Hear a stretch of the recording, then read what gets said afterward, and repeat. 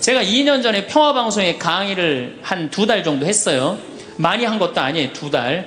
그런데 정말로 인기가 대단하더라고. 막 전화가 얼마나 오는지. 특히 천주교 교우들은 의외로 전화를 안 하더라고. 개신교 성도들이 얼마나 전화를 많이 하는지 몰라요. 신부님 너무너무 설교 좋다고. 예. 천주교 교우들은 왜 전화하느냐 하면은 천주교 교우들은 원래 입이 무겁잖아요.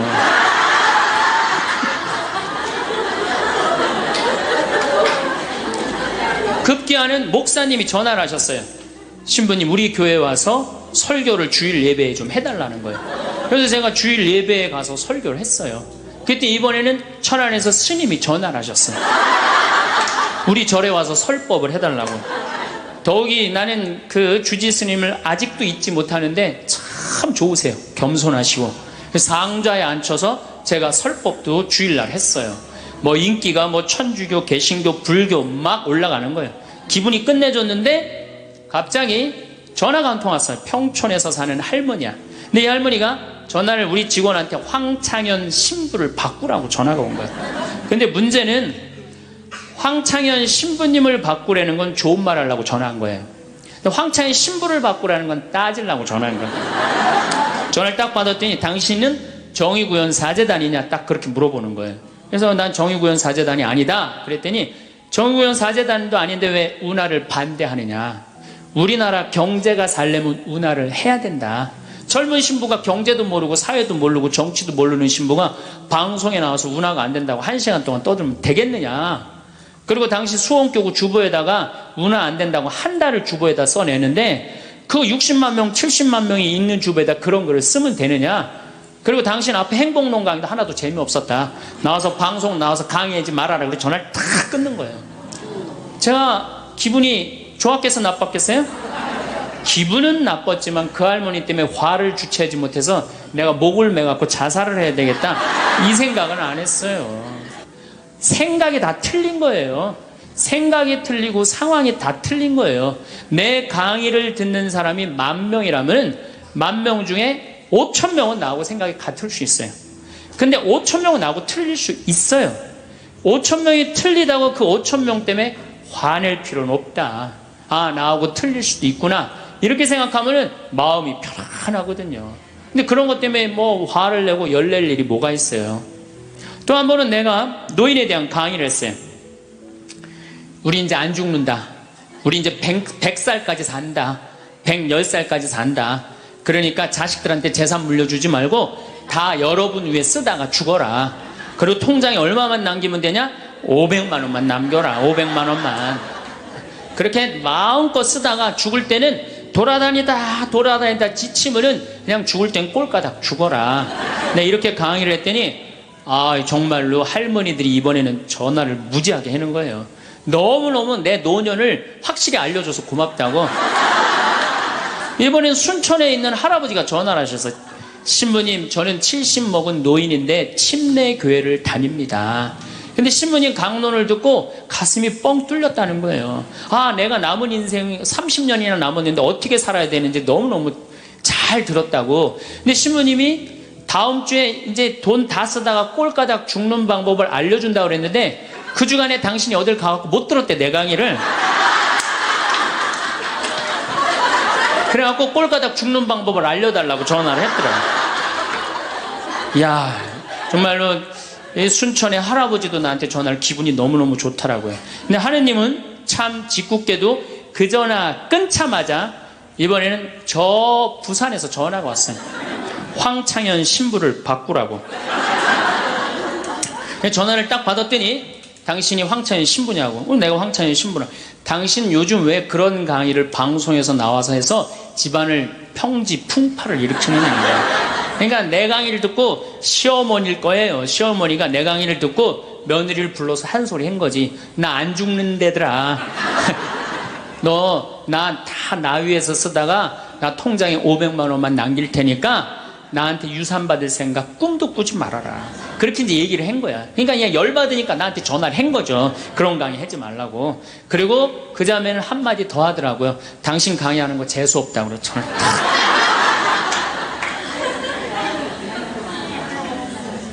내가 그 전화를 받고 기분이 좋았겠어요? 나빴겠어요?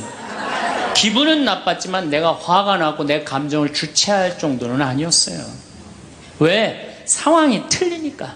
얼마든지 내가 공격받을 수 있는 얘기를 한 거니까.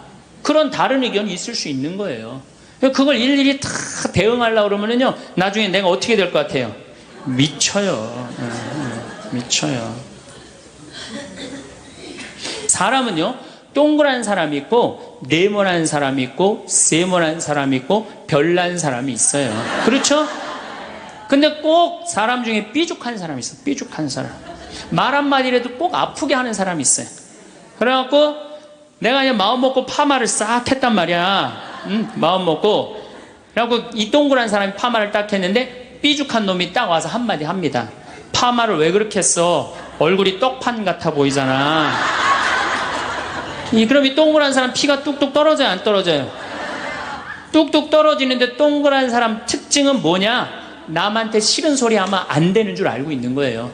그러니까 동그란 사람이 그렇게 내 가슴에 피가 떨어지면 한마디 해줘야 될 거 아니에요. 내가 떡판이든 뭐든 네가 무슨 상관이냐 이렇게 얘기를 해야 되는데, 동그란 사람은 파마를 왜 그렇게 해서 얼굴이 떡판 같잖아. 그러면 동그란 사람이 뭐라고 그러냐면, 그러게 해다 보니 그렇게 됐네. 이 동그란 사람, 여러분들 삐죽한 사람 만나야 돼, 만나지 말아야 돼? 만나면 안 돼요.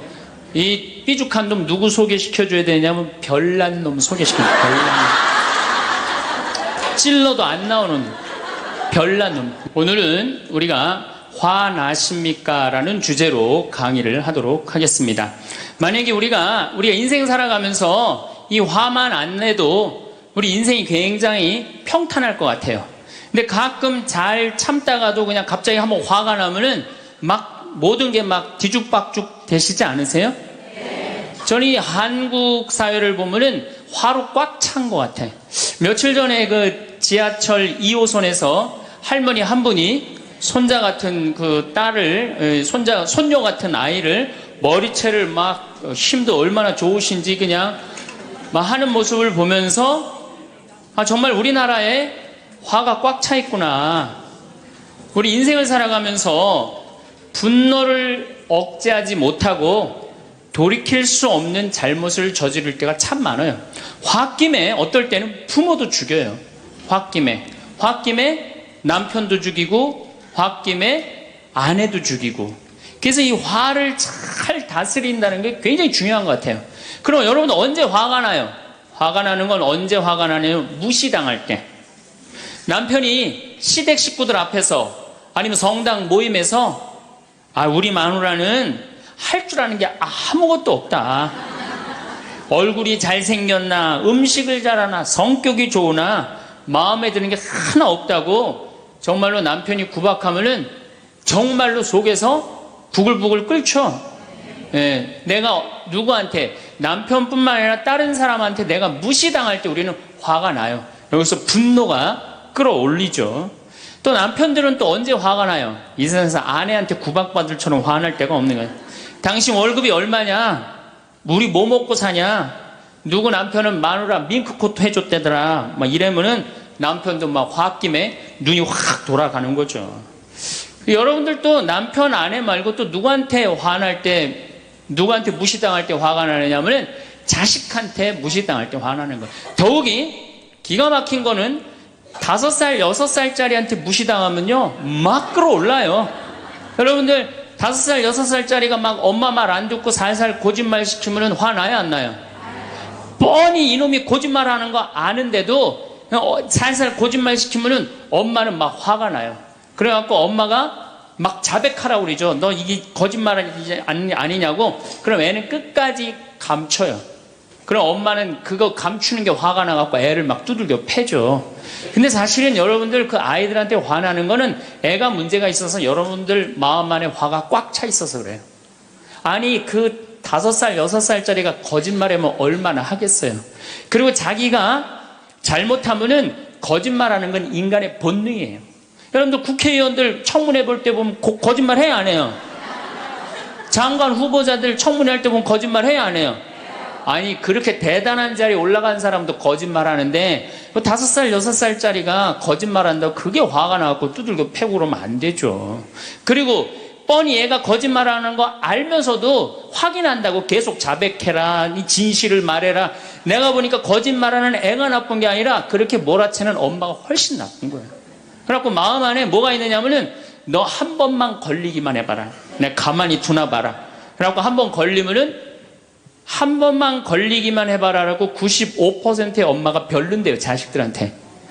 그리고 걸리면은 두들겨 패는 엄마가 한 50%가 두들겨 팬대요. 어렸을 때 자식들한테. 이게 문제죠. 예. 또 누구 때문에 화가 나요, 여러분들? 죽지도 않는 시어머니 때문에 열받잖아요. 그냥 막 90, 100살이 됐는데도 그냥 안 죽고 그냥 건강하고 배고프다고 그러고 밥 내놓으라고 그러고. 또 우리 또 할머니들은 누구 때문에 화나요? 내 마음 몰라주는 며느리 때문에. 그러니까 사실은 화는 어디서 가장 많이 나느냐면 가정 안에서 가장 많이 나는 것 같아요. 다른 데보다는 가정 안에서 자식 때문에, 남편 때문에, 부모 때문에, 아니면 며느리 때문에 화가 나는 거죠. 화는 날 때 보면 작은 일로 시작해서 크게 터집니다. 되게 아무것도 아닌 일로 화를 내기 시작해서 나중에 크게 터져. 그 화나는 걸 보면은 다이너마이트 이렇게 타 들어가는 거 보시죠? 도화선 싹 타 들어가다가 마지막에 터질 땐 어때요? 산도 무너뜨리고 막 굴도 막 만들어내고 그러잖아요. 그러니까 우리가 화가 날 때는 그 다이너마이트 도화선에서 살살살살 탈 때 그때 꺼야 돼. 그게 끝에 가갖고 이게 터질 때까지 나를 복구 기다리고 있으면 나중에 큰일 납니다. 여러분들 처음에 집에서 불이 났을 때, 조그만 불이 났을 때 빨리 끄면은 그 다음에는 번지지도 않죠. 근데 그 끄지 않고 그냥 막 계속 놔두면은 나중에 불이 커지면 그땐 끄고 싶어도 꺼요, 못 꺼요? 못 끄는 거예요. 그러니까 화라는 거는 잘 빨리 다스리는 훈련이 필요한 거예요. 내가 김치찌개 저녁에 요즘 배춧값이 너무 뛰었다고 그래서 딴 데 이 배춧값 신경 쓰느냐고 김치찌개를 좀 짜게 끓였어. 남편이 딱 한 숟갈 먹어보니 이놈의 마누라 맨날 끓이는 김치찌개 하나 제대로 못 끓이느냐고. 그럼 부인이 여보 미안해, 요즘 배추 한 포기에 15,000원이래. 그래서 내가 어떻게 올 겨울에 김장을 할까 그걸 고민하다가 간 보는 걸 깜빡했어. 그러니까 오늘은 다른 반찬하고 먹으면 다른 날은 내가 맛있게 해줄게. 이렇게 말하는 마누라는 한 명도 없어요. 당신이나 외식 시켜줘 봤어? 아니 김치찌개가 짠 날도 있고 맛있는 날도 있죠. 어떻게 맨날 당신 입에 딱딱 맞춰서 끓여주느냐고. 그럼 남편이 외식도 못 시켜주고 그래서 좀 미안해갖고 다른 반찬하고 먹으면 다행인데 남편 절대 안 지죠. 너는 맨날 집에서 텔레비전만 보고 해는 일이 뭐 있느냐고. 집안 청소를 제대로 하느냐, 반찬을 맛있게 하느냐. 그러면은 부인이 당신이 나 옷 하나 제대로 안 사주고 그래서 나 텔레비전에서 그거 내 아이 쇼핑 하는 거다. 그럼 또 남편이 넌 시집 올 때 해갖고 온 게 뭐가 있는데. 이러면은 점점 김치찌개로 시작해서 부부 능력 시집 올 때까지, 그리고 이제 나중에는 이렇게 사느니 너 죽고 나 죽자.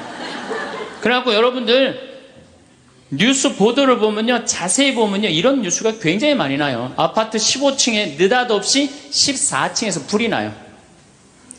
그래갖고 소방관들이 와서 불을 끄고 주위 사람들 증언을 들어보면은 밤새 고함 소리가 오고 가고 난 뒤 불길이 치솟았다. 그러니까 이 홧김에 이렇게 사느니 너 죽고 나 죽자. 그래서 이불 방 한가운데다 갖다 놓고 석유 뿌리고 그리고 불 지르는 게 방화의 14%래요. 홧김에 지르는 불이 14%래요. 그 다음에 이 화라는 단어를 보면 불화자야. 여러분들 화가 나면 막 불이 나는 거야, 속에서. 이거를 다스리지 못하고 이거를 끄지 못하면은 우리가 점점 크게. 근데 화는 내면 낼수록 문제가 해결될까요? 문제가 꼬일까요? 화는 내면 낼수록 문제가 꼬여요. 제가 20년 전에 제가 알던 분 시동생이야. 이 양반이 굉장히 다혈질이었어요. 성탄절 전날 불법 유턴을 하다가 걸렸어요. 걸려갖고 정경이 딱 잡아갖고 불법 유턴했습니다. 벌점 15점에 벌금 7만 원입니다. 나는 안 했다. 내가 분명히 봤습니다. 이놈의 새끼 안 했다는데 왜 자꾸 그러느냐? 너 경찰서장이 누구냐? 누굽니다. 그래 마침 친구였나 봐요. 내 친구인데 너 가만히 안 놔두겠다고 귀싸대기를 때렸어요. 정경 귀싸대기를. 그랬더니 정경이 가만히 있어요. 공무집행방해로 철창에 집어넣어버렸어요. 그래서 거기서 길길이 뛰다가 그 자리에서 뇌출혈로 죽었어요. 불법 유턴한 거 하나 때문에. 근데 우리는 그런 일들 참 많아. 옛날에도 공중전화 오래 한다고 그런 사건도 있었죠. 그냥 아무것도 아닌데 그냥 조금만 한 번만 내가 이 고개를 숙이면 되는데, 저도 강의 다니느냐고 멀리 강의 갈 때 시간은 다가오고 차는 막히고 그러면 제가 불법 유턴도 많이 하고 빨간불일 때 건너도 많이 가요. 정말로. 왜냐하면 나를 기다리는 분이 보통 500명, 1000명인 경우가 많잖아요. 서울 올 때가 제일 그럴 때가 많아요.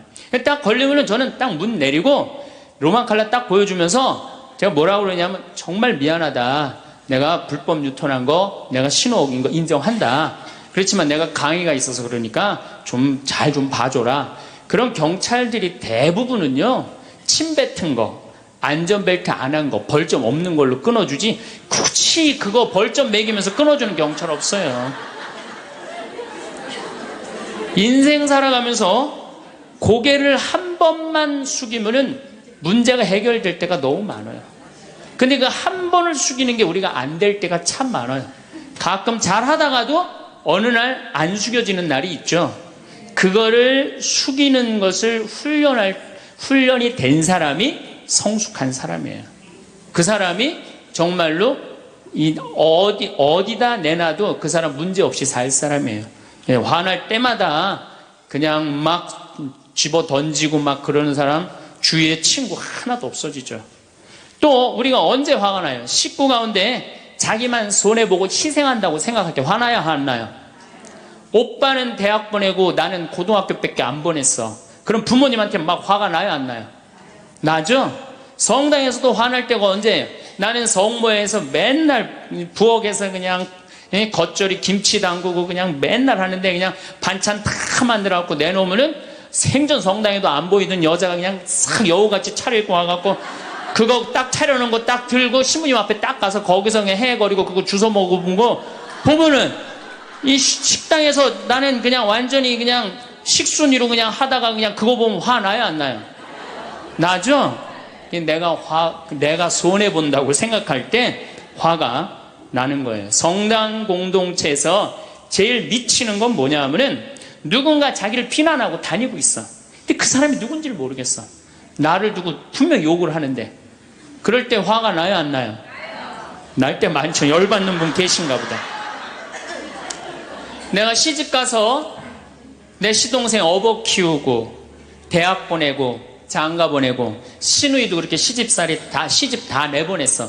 그래갖고 정말로 똥구멍이 찢어지게 가난한 집에, 이 집에 와갖고 정말 다 이렇게 하고 다 먹고 살 만큼 해놨어. 그런데 환갑이 됐어.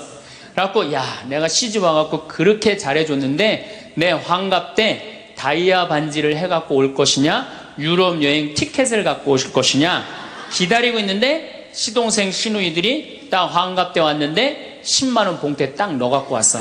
그거 보면 열받아요, 열 안 받아요? 열 무지하게 받죠. 그래갖고 내가 너희들하고 인간관계를 갖나봐라. 그리고 인간관계 끊고 사는 사람들도 많아요.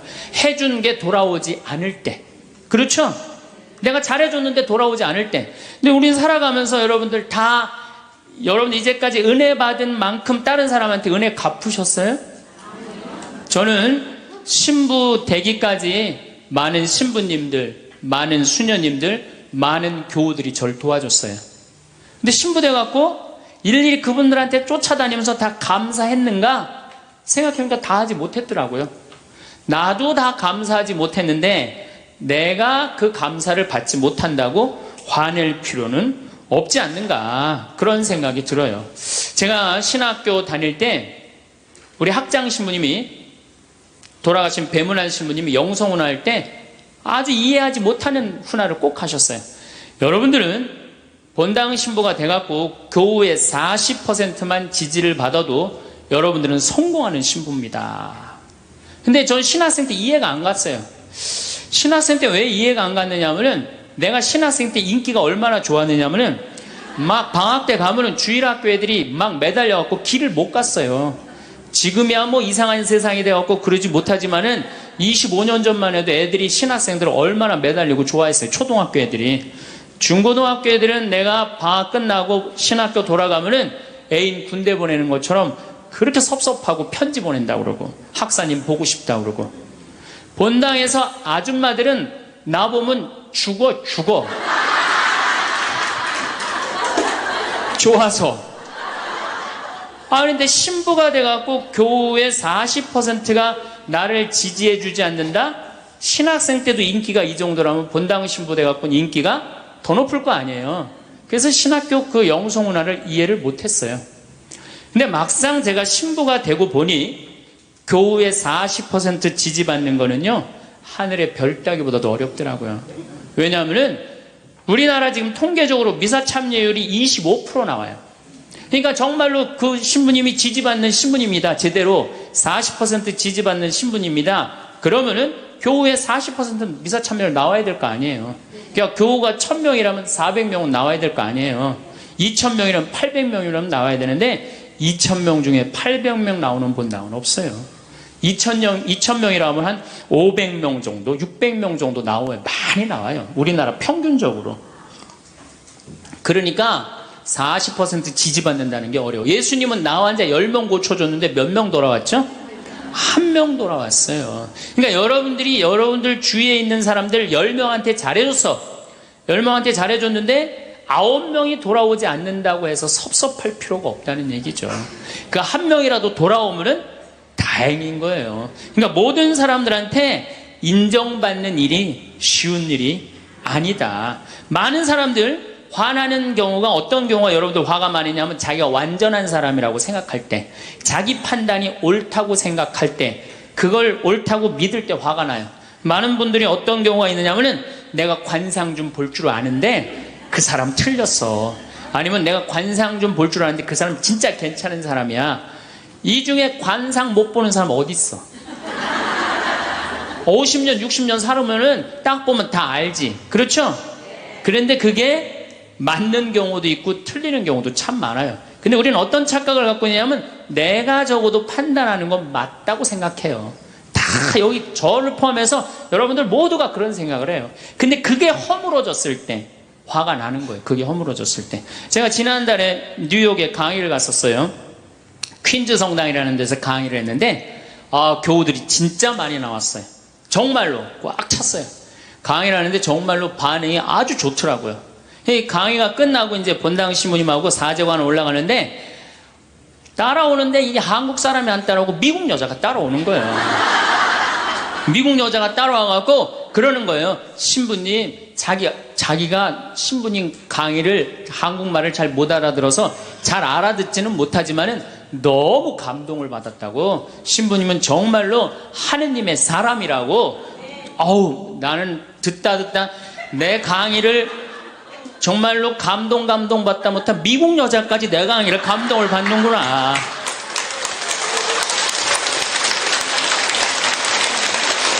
그래갖고 기분이 너무 좋아갖고 이제 그 여자하고 얘기를 하고 있는데 본당 신부님이 자꾸 나를 끄는 거예요. 사정원에 빨리 가자고. 나 지금 미국 여자하고 얘기하는데 지금 본당 신부님이 내 팔을 자꾸 끄는 거예요. 그래갖고 아니 신부님 나 좀 빨리 가자고. 나를 본당 신부님이 가자고 그랬는데 어떻게 가자고 그랬더니 본당 신부님이 조금 지나가더니 신부님이 그러는 거예요. 신부님 저 여자 이거라고 이거.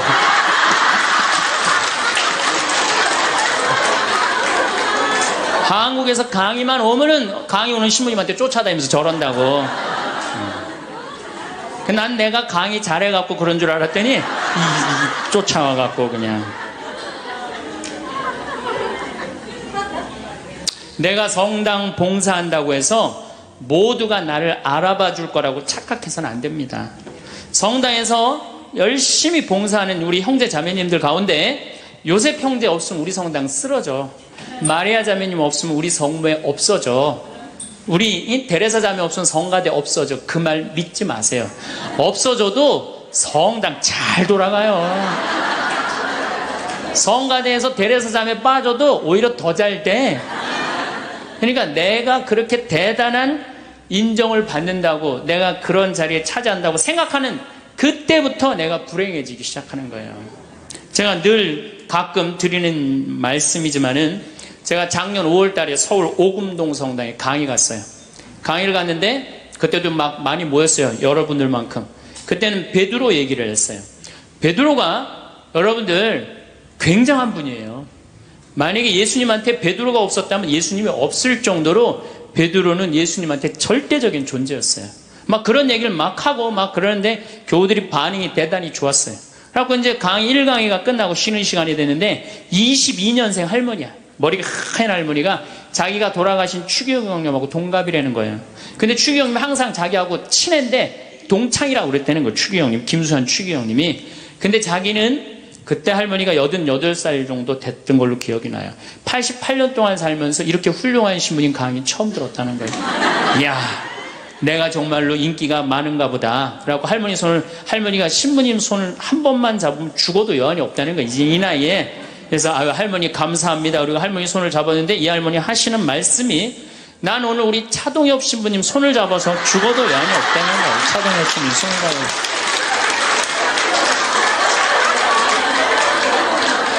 그래서 제가 그랬죠. 할머니, 저는 차동엽 신부가 아닙니다. 저는 황창현 신부입니다. 그렇게 분명히 말씀을 드렸는데 이 할머니는 황창현이라는 사람을 알지도 못하는 거예요.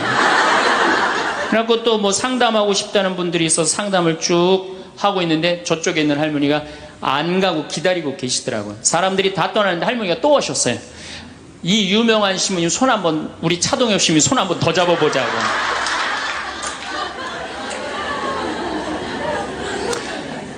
모든 사람들이 나를 인정해주지 않는다 하더라도, 모든 사람들이 나를 알아주지 않는다 하더라도 실망하실 필요 없어요. 그리고 우리가 인생 살아가면서 모든 사람이 나를 인정해주는 일은 없어요.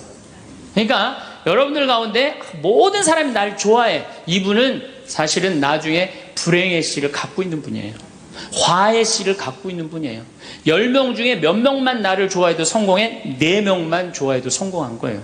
아니, 10명 중에 1명만 나를 믿어줘도 여러분들은 실패한 인생이 아니에요. 9명은 나를 인정하지 않을 수도 있어요.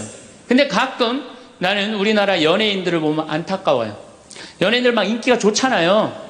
인기가 좋은데 막 따라다니잖아요.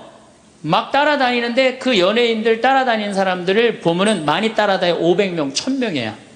그러면은 국민의 5천만 명의 국민 중에 1000명 따라다니는데 그 1000명 속에서 자기가 인기가 완전히 있는 줄 아는 거예요. 완전히 그 1000명 속에서 파묻혀갖고 4999만 9천명은 그 사람이 누군지도 모를 수 있어요. 그렇지 않아요? 여러분들 요즘 연예인들 막 때로 나와갖고 뛰어다니고 막 춤추는 거 보면 구분돼요, 안 돼요? 난 아무리 알아보려고 그래도 나도 이제 늙어가기 시작하니까 이게 누가 누군지 모르겠더라고요. 나하고 그 사람들하고 아무 상관없어. 그러나 연예인들은 그런 생각을 안 해요. 자기가 모든 사람들한테 인기가 있다고 착각을 해요. 그런데 갑자기 댓글에 그게 노래냐, 그게 춤이냐, 그게 연기냐, 이런 악성 댓글이 올라오면 그때부터 미치는 거예요. 그래갖고 그 악성 댓글을 올려봤자 내가 보기에는 정신 나간 사람이 올리거나 아니면은 자기 마음에 안 드는 사람 올리는데 많이 올려야 50명, 100명도 안 올릴 거예요. 자기를 좋아하는 연예인들은, 저 일반 대중들은 보통 한 5,000명, 10,000명 되면은 그런 악성 댓글을 올리는 사람은 10명, 20명도 안 될 거예요. 근데 그거에 스트레스를 받아갖고 목매갖고 자살하는 연예인들이 참 많아요. 그럴 필요 없다는 거예요. 최진실 씨가 이 세상 떠난 지 벌써 이제 2년 됩니다. 참 안타까운 연예인이에요. 나는 최진실 씨하고 나이가 비슷한 연배. 우리 어렸을 때 인기 최고였어요. 정말로. 정말 앞으로도 더 연애 활동을 했으면 우리한테 큰 기쁨을 줬을 거야. 근데 최진실 씨를 좋아하는 사람은 국민이 나를 포함해서 한 3천만 명은 될 거예요. 근데 최진실 씨가 세상 떠날 때 악성 댓글을 한 사람 4사람밖에 안 돼요. 근데 너무너무 안타깝죠. 그러니까 우리가 살아가면서 여러분들도 여러분들한테 막 나쁜 소리를 하는 사람은 한둘이야. 근데 그 한둘도 내가 보기엔 제정신 가진 사람은 아니다. 그러니까 모든 사람들한테 내가 인정받지 못한다고 그래서 화낼 필요는 없다. 제가 17년 전, 벌써 18년 전이네요. 철산성당이라는 경기도 광명 보좌신부를 했어요. 보좌신부를 했는데 거긴 교우가 14,000명이야. 14,000명. 예비자 교리반을 딱 맡았는데 100명이 딱 있는 거예요. 새로 신부는 됐지. 그냥 교리교환을 신학교 때 얼마나 공부를 열심히 하고 준비를 열심히 했어요. 100명이 있으니까 기분이 너무 좋더라고요. 그래서 그냥 교리를 그냥 얼마나 열심히 했는지 몰라요. 근데 한 달이 지났는데 늘어나도 전찬을 판국에 이게 줄어들기 시작하는 거예요. 90명으로 줄어드는 거예요. 2달이 지났는데 80명으로 줄어드는 거예요. 3달이 지났는데 진짜 딱 반토막이 나더라고. 50명으로. 그랬더니 봉사자들이 맥주하고 안주를 사갖고 와서 나를 위로해 주는 거예요. 신부님 실망하지 말아라. 원래 교리반이 이렇게 어중이 떠중이 다 떠나고 이렇게 오리지널만 3개월 지나면 딱 남는다. 그리고 실망하지 말으셔야 되는 이유가 수녀님 반은 더 떨어졌다. 그러니까 실망하지 말아라.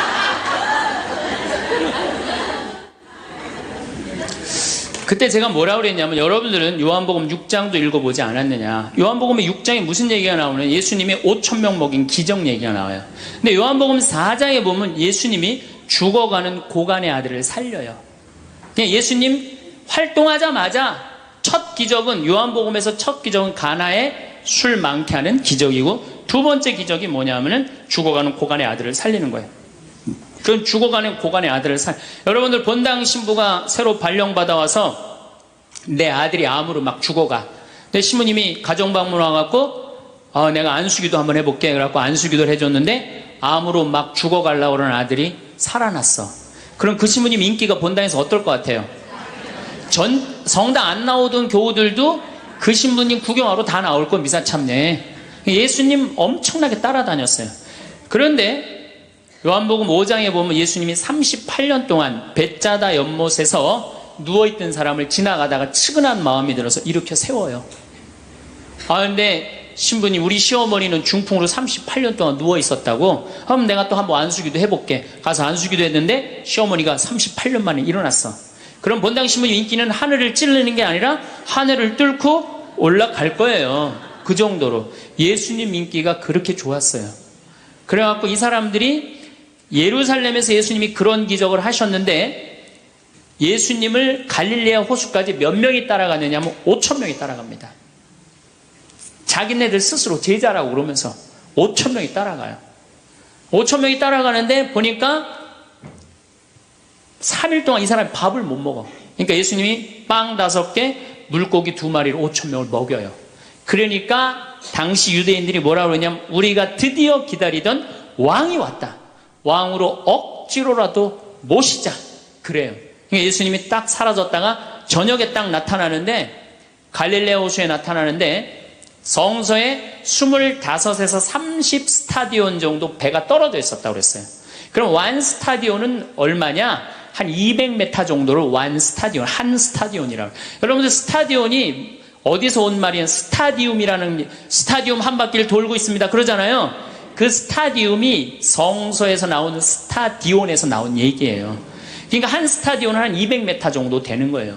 그걸 30 스타디온을 걸었다면은 얼마를 걸은 거냐면은 6km를 걸은 거, 무리를 쫙. 미치는 거죠. 사람이 무리를 걸은 거를 보면 미치지 않아요? 만약에 여러분들 내가 강의한다고 저 뒤에서 걸어서 안 들어오고 공중부양으로 떠서 쫙 들어온다고 생각을 해봐. 강의할 필요 있어요, 없어요? 잠깐 떴다가 그냥 쫙 나가면 그걸로 끝이지. 그러니까 당시의 유대인들은 예수님한테 완전히 반한 거예요. 근데 다음날 예수님이 이상한 말을 해요. 참으로 확 끼얹어요. 내가 진실로 진실로 너희에게 말한다.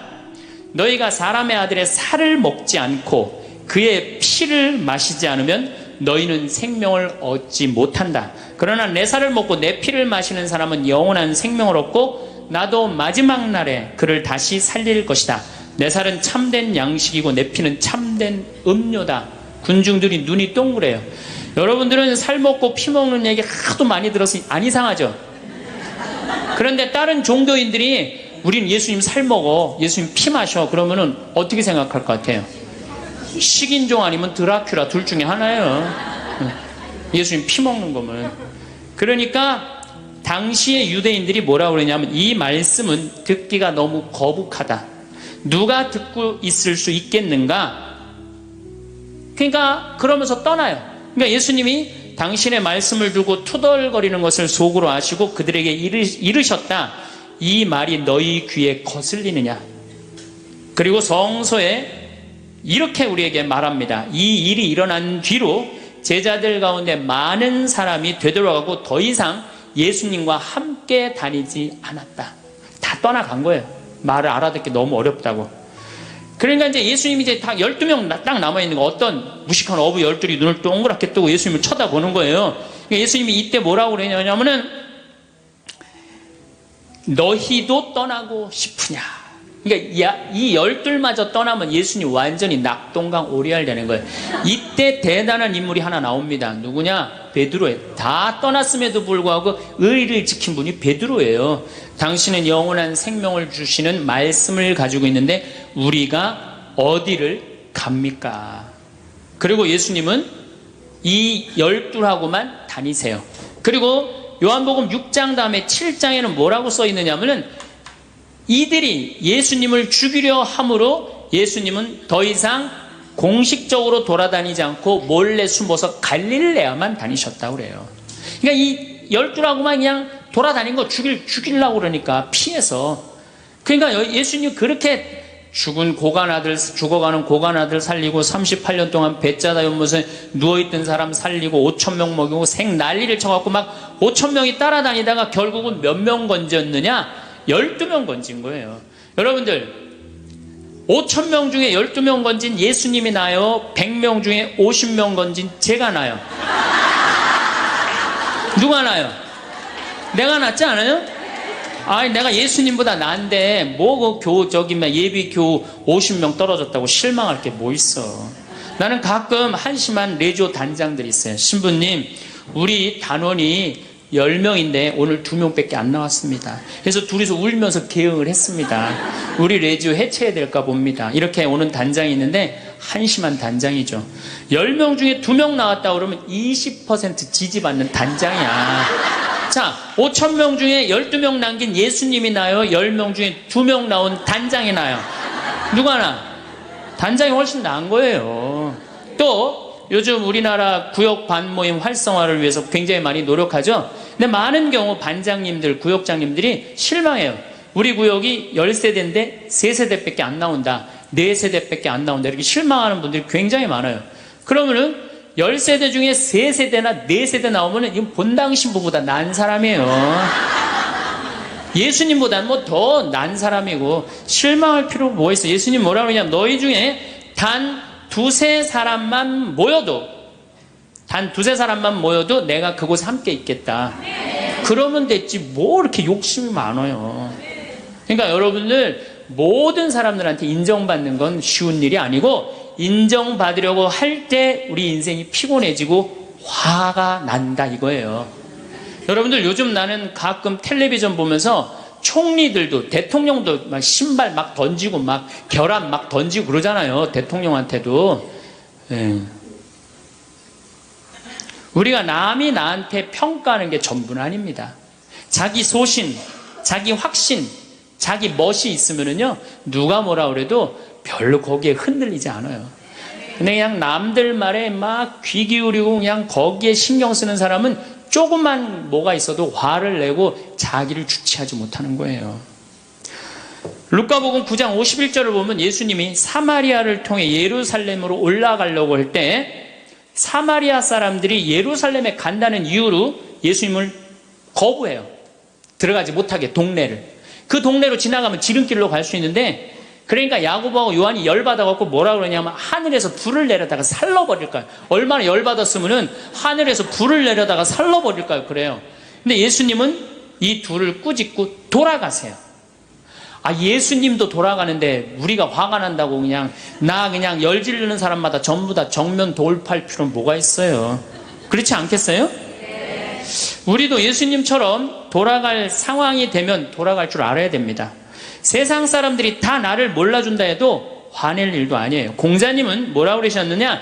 진정한 성인은 자기를 몰라줘도 분노하지 않고 유유자적할 줄 아는 사람이 진정한 성인이라고 그랬어요. 내가 누군데 나를 몰라봐. 왕년에 내가 이 거리를 주름 잡던 사람인데 이 성당 지을 때 내가 어떻게 했는데 나에게 이럴 수가 있어. 내가 시집와서 똥구녕이 찢어지게 가난한 이 집 이렇게 일으켜놨는데 나를 무시할 수 있어? 이렇게 자꾸 자기 도취에 사로잡히면은요, 나중에 다른 사람하고 부닥치게 되고 잘난 척하게 되는 그런 꼴이 된다. 그런 꼴이에요. 여러분들 반대로 모두를 사랑할 수 있어요? 내가 모든 사람들한테 사랑받을 수도 없지만은 반대로 사랑할 수 있느냐? 다 사랑할 수 있어요? 쉽지 않죠? 내가 본당 신부 해보니까 다 사랑하는 사람이 있긴 있더라고요. 누가 다 사랑하느냐면 머리에 꽃 꽂은 여자가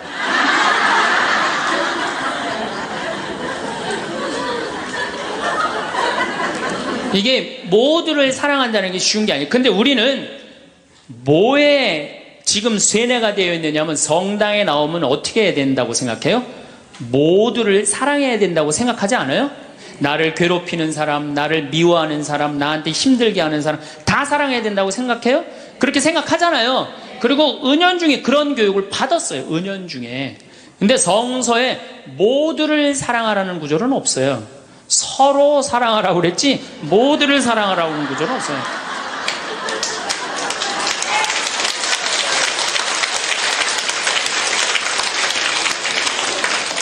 그러면은 이 모두를 이 사랑하는 게 얼마나 어려우느냐 요 얘기만 하고 다음 시간에 얘기하도록 하겠습니다. 사람은요 동그란 사람이 있고 네모난 사람이 있고 세모난 사람이 있고 별난 사람이 있어요. 그렇죠? 근데 꼭 사람 중에 삐죽한 사람이 있어요. 삐죽한 사람. 말 한마디라도 꼭 아프게 하는 사람이 있어요. 그래갖고 내가 그냥 마음 먹고 파마를 싹 했단 말이야. 마음 먹고. 그래갖고 이 동그란 사람이 파마를 딱 했는데 삐죽한 놈이 딱 와서 한마디 합니다. 파마를 왜 그렇게 했어? 얼굴이 떡판 같아 보이잖아. 그럼 이 동그란 사람 피가 뚝뚝 떨어져요? 안 떨어져요? 뚝뚝 떨어지는데 동그란 사람 특징은 뭐냐? 남한테 싫은 소리 하면 안 되는 줄 알고 있는 거예요. 그러니까 동그란 사람이 그렇게 내 가슴에 피가 떨어지면 한마디 해줘야 될 거 아니에요. 내가 떡판이든 뭐든 네가 무슨 상관이냐 이렇게 얘기를 해야 되는데 동그란 사람은 파마를 왜 그렇게 했어? 얼굴이 떡판 같잖아. 그러면 동그란 사람이 뭐라고 그러냐면 그러게 해다 보니 그렇게 됐네. 그리고 어디 가서 울기 시작하냐면 성당에 가서 울기 시작하는 거예요. 예수님 저 삐죽한 여자가 나보러 떡판이래요. 근데 예수님 당신이 정말로 십자가에서 참고 인내하고 용서하고 사랑했으니까 나도 참고 용서하고 인내하고 사랑할게요. 그래갖고 그냥 겨우 어떻게 주체할 수 없는 걸 다스려갖고 고해성사를 봤어. 고해성사를 봐갖고 용서를 했어.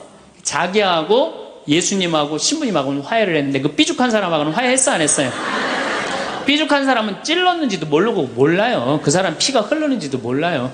그런데 더 동그란 사람 미치는 건 뭐냐면 그렇게 찔러놓고 딴 데 가고 막 헤헤거리고 또 수다 떨면은 동그란 사람이 속으로 무슨 생각이 들어요? 넌 웃음이 나오니? 난 지금 피가 뚝뚝 흐르는데. 가을이 돼갖고 그냥 또 그냥 마음 먹고 성당을 나왔는데 삐죽한 놈이 동그란 사람한테 한마디 또 합니다. 아니 요즘 남편이 돈 못 벌어? 옷을 왜 이렇게 후줄그리하게 입고 다녀? 그러면 또 피가 뚝뚝 떨어지는 거야. 이 동그란 사람 여러분들 삐죽한 사람 만나야 돼? 만나지 말아야 돼? 만나면 안 돼요. 이 삐죽한 놈 누구 소개시켜줘야 되냐면 별난 놈 소개시켜줘. 별난 놈. 찔러도 안 나오는 별난 놈. 예? 이런 놈 소개시켜줘야지 어떻게 모두를 사랑할 수 있어요. 그거는 불가능한 얘기예요. 모두를 사랑한다는 거. 그러니까 여러분들 오늘 이후로 나는 모든 사람을 사랑할 것이다. 그러면 나중에 누가 망가지냐면 내가 망가져요. 네. 모두를 사랑하면서 자기가 완전히 망가지는 거예요. 모두를 사랑하면서 기쁨은 다행인데 모두를 사랑하면서 그걸 끌어안느냐고 속에서 부글부글 끓어. 그냥 화가 꽉 차 있는 거죠. 그러면은 다음 시간에 정말 모두를 사랑하는 일이 얼마나 어려운 일인지 이야기 나누도록 하겠습니다. 오늘은 우리가 화나십니까? 라는 주제로 강의를 하도록 하겠습니다. 만약에 우리가 인생 살아가면서 이 화만 안 내도 우리 인생이 굉장히 평탄할 것 같아요. 근데 가끔 잘 참다가도 그냥 갑자기 한번 화가 나면은 막 모든 게 막 뒤죽박죽 되시지 않으세요? 저는 이 한국 사회를 보면은 화로 꽉 찬 것 같아. 며칠 전에 그 지하철 2호선에서 할머니 한 분이 손자 같은 그 딸을, 손녀 같은 아이를 머리채를 막 힘도 얼마나 좋으신지 그냥 막 하는 모습을 보면서 정말 우리나라에 화가 꽉 차 있구나. 우리 인생을 살아가면서 분노를 억제하지 못하고 돌이킬 수 없는 잘못을 저지를 때가 참 많아요. 홧김에 어떨 때는 부모도 죽여요. 홧김에 남편도 죽이고 홧김에 아내도 죽이고. 그래서 이 화를 잘 다스린다는 게 굉장히 중요한 것 같아요. 그럼 여러분 언제 화가 나요? 화가 나는 건 언제 화가 나냐면 무시당할 때. 남편이 시댁 식구들 앞에서 아니면 성당 모임에서 우리 마누라는 할 줄 아는 게 아무것도 없다. 얼굴이 잘생겼나, 음식을 잘하나, 성격이 좋으나 마음에 드는 게 하나 없다고 정말로 남편이 구박하면은 정말로 속에서 부글부글 끓죠. 내가 누구한테, 남편뿐만 아니라 다른 사람한테 내가 무시당할 때 우리는 화가 나요. 여기서 분노가 끌어올리죠. 또 남편들은 또 언제 화가 나요? 이 세상에서 아내한테 구박받을 처럼 화날 때가 없는 거예요. 당신 월급이 얼마냐? 우리 뭐 먹고 사냐? 누구 남편은 마누라 밍크코트 해줬대더라. 막 이러면은 남편도 막 홧김에 눈이 확 돌아가는 거죠. 여러분들도 남편, 아내 말고 또 누구한테 화날 때, 누구한테 무시당할 때 화가 나느냐면은 자식한테 무시당할 때 화나는 거예요. 더욱이 기가 막힌 거는 5살, 6살짜리한테 무시당하면요, 막 끌어올라요. 여러분들, 5살, 6살짜리가 막 엄마 말 안 듣고 살살 거짓말 시키면 화나요, 안 나요? 뻔히 이놈이 거짓말 하는 거 아는데도 살살 거짓말 시키면 엄마는 막 화가 나요. 그래갖고 엄마가 막 자백하라고 그러죠. 너 이게 거짓말 아니냐고. 그럼 애는 끝까지 감춰요. 그럼 엄마는 그거 감추는 게 화가 나갖고 애를 막 두들겨 패죠.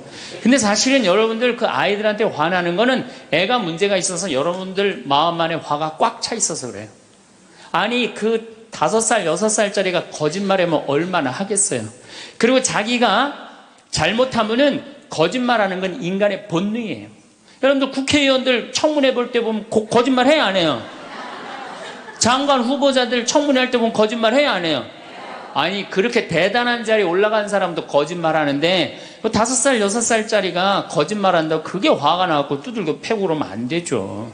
그리고 뻔히 얘가 거짓말하는 거 알면서도 확인한다고 계속 자백해라, 이 진실을 말해라.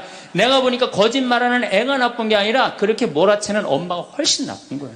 그래갖고 마음 안에 뭐가 있느냐면은 너 한 번만 걸리기만 해봐라. 내가 가만히 두나 봐라. 그래갖고 한 번 걸리면은 한 번만 걸리기만 해봐라라고 95%의 엄마가 별론데요, 자식들한테. 그리고 걸리면은 두들겨 패는 엄마가 한 50%가 두들겨 팬대요. 어렸을 때 자식들한테. 이게 문제죠. 예.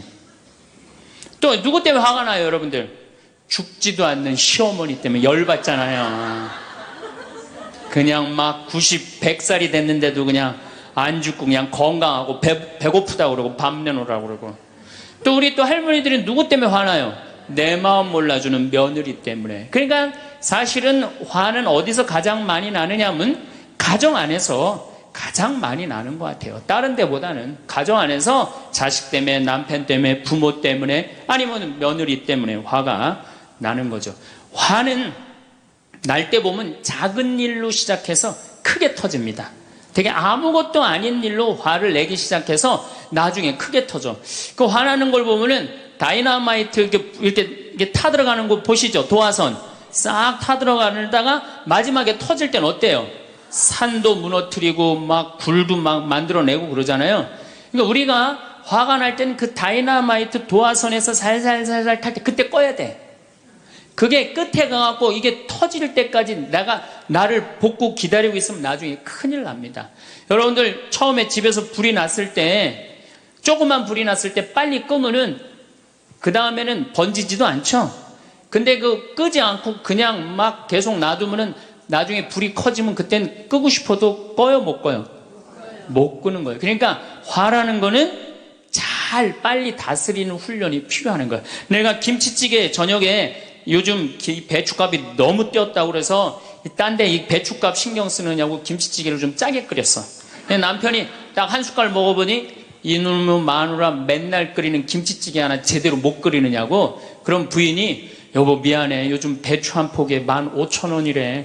그래서 내가 어떻게 올 겨울에 김장을 할까 그걸 고민하다가 간 보는 걸 깜빡했어. 그러니까 오늘은 다른 반찬하고 먹으면 다른 날은 내가 맛있게 해줄게. 이렇게 말하는 마누라는 한 명도 없어요. 당신이나 외식 시켜줘 봤어? 아니 김치찌개가 짠 날도 있고 맛있는 날도 있죠. 어떻게 맨날 당신 입에 딱딱 맞춰서 끓여주느냐고. 그럼 남편이 외식도 못 시켜주고 그래서 좀 미안해갖고 다른 반찬하고 먹으면 다행인데 남편 절대 안 지죠.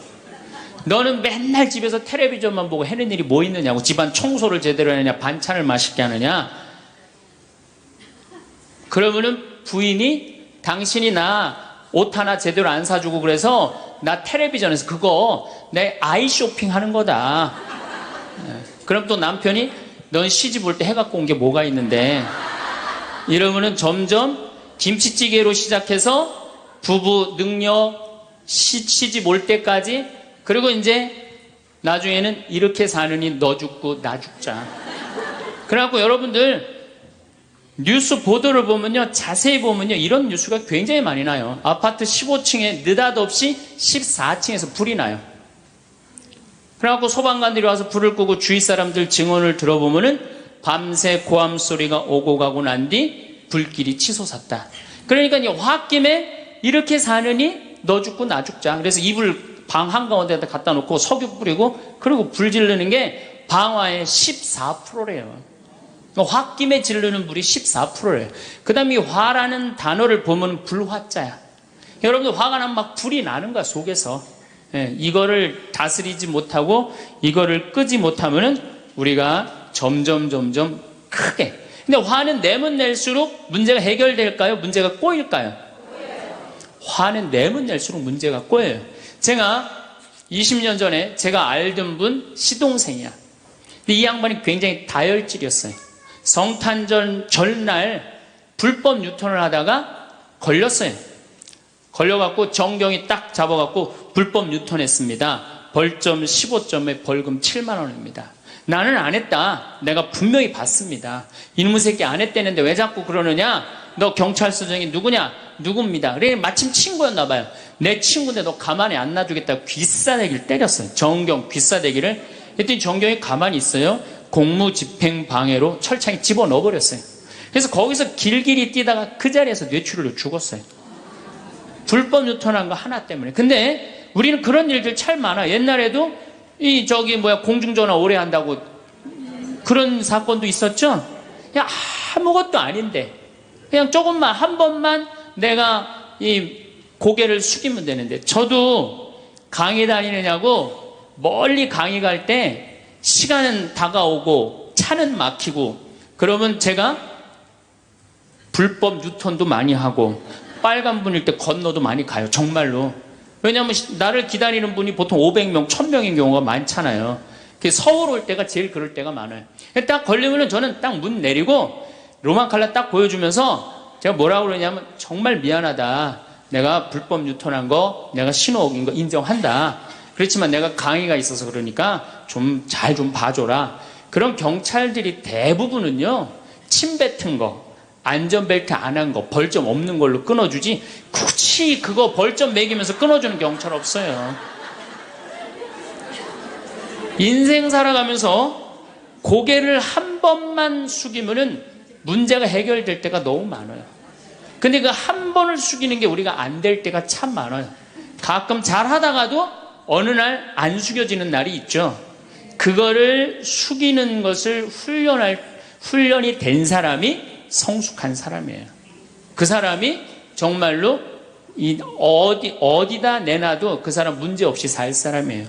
화날 때마다 그냥 막 집어 던지고 막 그러는 사람 주위에 친구 하나도 없어지죠. 또 우리가 언제 화가 나요? 식구 가운데 자기만 손해보고 희생한다고 생각할 때 화나요? 안 나요? 오빠는 대학 보내고 나는 고등학교밖에 안 보냈어. 그럼 부모님한테 막 화가 나요? 안 나요? 나죠? 성당에서도 화날 때가 언제예요? 나는 성모에서 맨날 부엌에서 그냥 겉절이 김치 담그고 그냥 맨날 하는데 그냥 반찬 다 만들어갖고 내놓으면은 생전 성당에도 안 보이던 여자가 그냥 싹 여우같이 차려입고 와갖고 그거 딱 차려놓은 거 딱 들고 신부님 앞에 딱 가서 거기서 그냥 헤거리고 그거 주워 먹어본 거 보면은 이 식당에서 나는 그냥 완전히 그냥 식순이로 그냥 하다가 그냥 그거 보면 화 나요? 안 나요? 나죠? 내가 손해본다고 생각할 때 화가 나는 거예요. 성당 공동체에서 제일 미치는 건 뭐냐 하면은 누군가 자기를 비난하고 다니고 있어. 근데 그 사람이 누군지를 모르겠어. 나를 두고 분명 욕을 하는데 그럴 때 화가 나요? 안 나요? 날 때 많죠. 열받는 분 계신가 보다. 내가 시집가서 내 시동생 어버 키우고 대학 보내고 장가 보내고 시누이도 그렇게 시집 다 내보냈어. 그래갖고 정말로 똥구멍이 찢어지게 가난한 집에 이 집에 와갖고 정말 다 이렇게 하고 다 먹고 살 만큼 해놨어. 그런데 환갑이 됐어. 그래갖고 야 내가 시집 와갖고 그렇게 잘해줬는데 내 환갑 때 다이아 반지를 해갖고 올 것이냐 유럽 여행 티켓을 갖고 오실 것이냐 기다리고 있는데 시동생 시누이들이 딱 환갑 때 왔는데 10만원 봉투에 딱 넣어갖고 왔어. 그거 보면 열받아요? 열 안 받아요? 열 무지하게 받죠. 네. 그래갖고 내가 너희들하고 인간관계를 갖나봐라. 그리고 인간관계 끊고 사는 사람들도 많아요. 해준 게 돌아오지 않을 때. 그렇죠? 내가 잘해줬는데 돌아오지 않을 때. 근데 우리 살아가면서 여러분들 이제까지 은혜 받은 만큼 다른 사람한테 은혜 갚으셨어요? 저는 신부 되기까지 많은 신부님들, 많은 수녀님들, 많은 교우들이 저를 도와줬어요. 근데 신부 돼갖고 일일이 그분들한테 쫓아다니면서 다 감사했는가? 생각해보니까 다 하지 못했더라고요. 나도 다 감사하지 못했는데 내가 그 감사를 받지 못한다고 화낼 필요는 없지 않는가 그런 생각이 들어요. 제가 신학교 다닐 때 우리 학장 신부님이 돌아가신 배문환 신부님이 영성훈화 할 때 아주 이해하지 못하는 훈화를 꼭 하셨어요. 여러분들은 본당 신부가 돼갖고 교우의 40%만 지지를 받아도 여러분들은 성공하는 신부입니다. 근데 전 신학생 때 이해가 안 갔어요. 신학생 때 왜 이해가 안 갔느냐 하면은 내가 신학생 때 인기가 얼마나 좋았느냐 하면은 막 방학 때 가면은 주일학교 애들이 막 매달려갖고 길을 못 갔어요. 지금이야 뭐 이상한 세상이 되었고 그러지 못하지만은 25년 전만 해도 애들이 신학생들을 얼마나 매달리고 좋아했어요. 초등학교 애들이. 중고등학교 애들은 내가 방학 끝나고 신학교 돌아가면은 애인 군대 보내는 것처럼 그렇게 섭섭하고 편지 보낸다고 그러고 학사님 보고 싶다고 그러고 본당에서 아줌마들은 나보면 죽어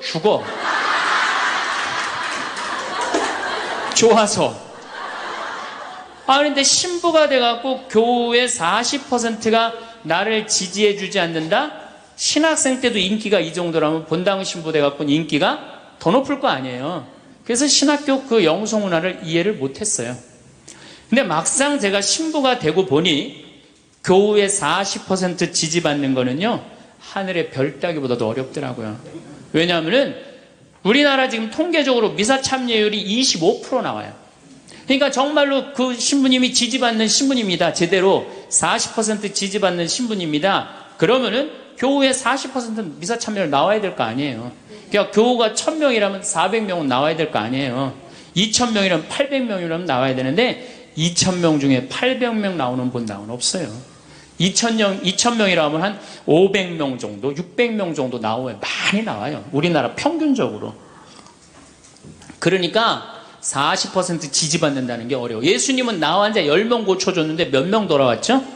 한 명 돌아왔어요. 그러니까 여러분들이 여러분들 주위에 있는 사람들 10명한테 잘해줬어. 10명한테 잘해줬는데 9명이 돌아오지 않는다고 해서 섭섭할 필요가 없다는 얘기죠. 그 한 명이라도 돌아오면은 다행인 거예요. 그러니까 모든 사람들한테 인정받는 일이 쉬운 일이 아니다. 많은 사람들 화나는 경우가 어떤 경우가 여러분들 화가 많으냐면 자기가 완전한 사람이라고 생각할 때, 자기 판단이 옳다고 생각할 때, 그걸 옳다고 믿을 때 화가 나요. 많은 분들이 어떤 경우가 있느냐면은 내가 관상 좀 볼 줄 아는데 그 사람 틀렸어. 아니면 내가 관상 좀 볼 줄 아는데 그 사람 진짜 괜찮은 사람이야. 이 중에 관상 못 보는 사람 어디 있어? 50년, 60년 살으면은 딱 보면 다 알지. 그렇죠? 그런데 그게 맞는 경우도 있고 틀리는 경우도 참 많아요. 근데 우리는 어떤 착각을 갖고 있냐면 내가 적어도 판단하는 건 맞다고 생각해요. 다 여기 저를 포함해서 여러분들 모두가 그런 생각을 해요. 근데 그게 허물어졌을 때 화가 나는 거예요. 그게 허물어졌을 때. 제가 지난달에 뉴욕에 강의를 갔었어요. 퀸즈 성당이라는 데서 강의를 했는데 교우들이 진짜 많이 나왔어요. 정말로 꽉 찼어요. 강의를 하는데 정말로 반응이 아주 좋더라고요. 강의가 끝나고 이제 본당 신부님하고 사제관을 올라가는데 따라오는데 이게 한국 사람이 안 따라오고 미국 여자가 따라오는 거예요. 미국 여자가 따라와갖고 그러는 거예요. 신부님, 자기가 신부님 강의를 한국말을 잘 못 알아들어서 잘 알아듣지는 못하지만은 너무 감동을 받았다고. 신부님은 정말로 하느님의 사람이라고. 어우, 나는 듣다 내 강의를 정말로 감동받다 못한 미국 여자까지 내 강의를 감동을 받는구나.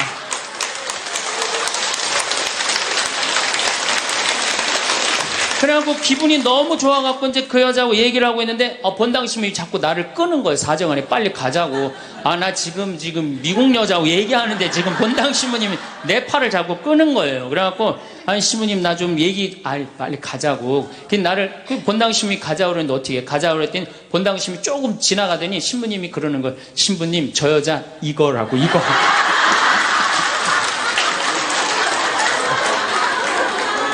한국에서 강의만 오면은 강의 오는 신부님한테 쫓아다니면서 저런다고. 난 내가 강의 잘해갖고 그런 줄 알았더니 쫓아와갖고 그냥. 내가 성당 봉사한다고 해서 모두가 나를 알아봐 줄 거라고 착각해서는 안 됩니다. 성당에서 열심히 봉사하는 우리 형제 자매님들 가운데 요셉 형제 없으면 우리 성당 쓰러져. 마리아 자매님 없으면 우리 성모에 없어져. 우리 데레사 자매 없으면 성가대 없어져. 그 말 믿지 마세요. 없어져도 성당 잘 돌아가요. 성가대에서 데레사 자매 빠져도 오히려 더 잘 돼. 그러니까 내가 그렇게 대단한 인정을 받는다고, 내가 그런 자리에 차지한다고 생각하는 그때부터 내가 불행해지기 시작하는 거예요. 제가 늘 가끔 드리는 말씀이지만은 제가 작년 5월 달에 서울 오금동 성당에 강의 갔어요. 강의를 갔는데 그때도 막 많이 모였어요. 여러분들만큼. 그때는 베드로 얘기를 했어요. 베드로가 여러분들 굉장한 분이에요. 만약에 예수님한테 베드로가 없었다면 예수님이 없을 정도로 베드로는 예수님한테 절대적인 존재였어요. 막 그런 얘기를 막 하고 막 그러는데 교우들이 반응이 대단히 좋았어요. 그래갖고 이제 강의 1강의가 끝나고 쉬는 시간이 됐는데 22년생 할머니야. 머리가 하얀 할머니가 자기가 돌아가신 추기영 형님하고 동갑이라는 거예요. 근데 추기영 형님 항상 자기하고 친한데 동창이라고 그랬다는 거예요. 추기영 형님, 김수환 추기영 형님이. 근데 자기는 그때 할머니가 88살 정도 됐던 걸로 기억이 나요. 88년 동안 살면서 이렇게 훌륭한 신부님 강의 처음 들었다는 거예요. 이야, 내가 정말로 인기가 많은가 보다. 그래갖고 할머니가 신부님 손을 한 번만 잡으면 죽어도 여한이 없다는 거예요. 이제 이 나이에. 그래서 할머니 감사합니다. 그리고 할머니 손을 잡았는데 이 할머니 하시는 말씀이 난 오늘 우리 차동엽 신부님 손을 잡아서 죽어도 여한이 없다는 거예요. 차동엽 신부님 손을 잡아서.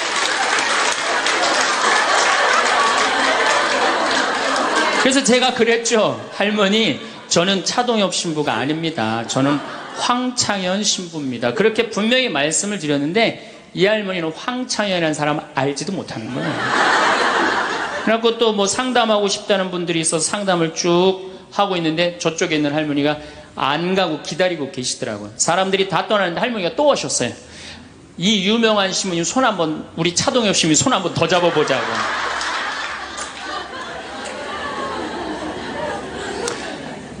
모든 사람들이 나를 인정해주지 않는다 하더라도, 모든 사람들이 나를 알아주지 않는다 하더라도 실망하실 필요 없어요.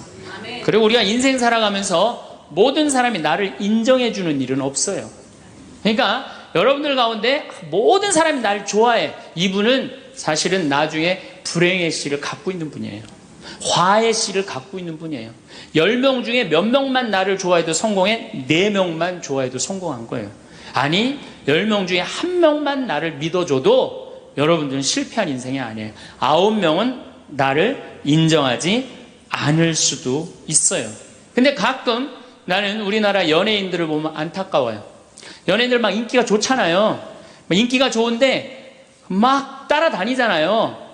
막 따라다니는데 그 연예인들 따라다니는 사람들을 보면은 많이 따라다녀 500명, 1000명이야.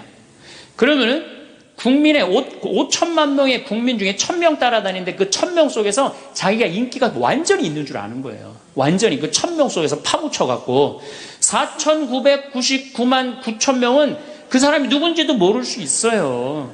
그렇지 않아요? 여러분들 요즘 연예인들 막 때로 나와갖고 뛰어다니고 막 춤추는 거 보면 구분돼요, 안 돼요? 난 아무리 알아보려고 그래도 나도 이제 늙어가기 시작하니까 이게 누가 누군지 모르겠더라고요. 나하고 그 사람들하고 아무 상관없어. 그러나 연예인들은 그런 생각을 안 해요. 자기가 모든 사람들한테 인기가 있다고 착각을 해요. 그런데 갑자기 댓글에 그게 노래냐, 그게 춤이냐, 그게 연기냐, 이런 악성 댓글이 올라오면 그때부터 미치는 거예요. 그래갖고 그 악성 댓글을 올려봤자 내가 보기에는 정신 나간 사람이 올리거나 아니면은 자기 마음에 안 드는 사람 올리는데 많이 올려야 50명, 100명도 안 올릴 거예요. 자기를 좋아하는 연예인들은, 일반 대중들은 보통 한 5,000명, 10,000명 되면은 그런 악성 댓글을 올리는 사람은 10명, 20명도 안 될 거예요. 근데 그거에 스트레스를 받아갖고 목매갖고 자살하는 연예인들이 참 많아요. 그럴 필요 없다는 거예요. 최진실 씨가 세상 떠난 지 벌써 이제 2년 됩니다. 참 안타까운 연예인이에요. 나는 최진실 씨하고 나이가 비슷한 연배. 우리 어렸을 때 인기 최고였어요. 정말로. 정말 앞으로도 더 연애 활동을 했으면 우리한테 큰 기쁨을 줬을 거야. 근데 최진실 씨를 좋아하는 사람은 국민이 나를 포함해서 한 3천만 명은 될 거예요. 근데 최진실 씨가 세상 떠날 때 악성 댓글을 한 사람 4사람밖에 안 돼요. 근데 너무너무 안타깝죠. 그러니까 우리가 살아가면서 여러분들도 여러분들한테 막 나쁜 소리를 하는 사람은 한둘이야. 근데 그 한둘도 내가 보기엔 제정신 가진 사람은 아니다. 그러니까 모든 사람들한테 내가 인정받지 못한다고 그래서 화낼 필요는 없다. 제가 17년 전, 벌써 18년 전이네요. 철산성당이라는 경기도 광명 보좌신부를 했어요. 보좌신부를 했는데 거긴 교우가 14,000명이야. 14,000명. 예비자 교리반을 딱 맡았는데 100명이 딱 있는 거예요. 새로 신부는 됐지. 그냥 교리 교환을 신학교 때 얼마나 공부를 열심히 하고 준비를 열심히 했어요. 100명이 있으니까 기분이 너무 좋더라고요. 그래서 그냥 교리를 그냥 얼마나 열심히 했는지 몰라요. 근데 한 달이 지났는데 늘어나도 전찬을 판국에 이게 줄어들기 시작하는 거예요. 90명으로 줄어드는 거예요. 2달이 지났는데 80명으로 줄어드는 거예요. 3달이 지났는데 진짜 딱 반토막이 나더라고. 50명으로. 그랬더니 봉사자들이 맥주하고 안주를 사갖고 와서 나를 위로해 주는 거예요. 신부님, 실망하지 말아라. 원래 교리반이 이렇게 어중이 떠중이 다 떠나고 이렇게 오리지널만 3개월 지나면 딱 남는다. 그리고 실망하지 말으셔야 되는 이유가 수녀님 반은 더 떨어졌다. 그러니까 실망하지 말아라.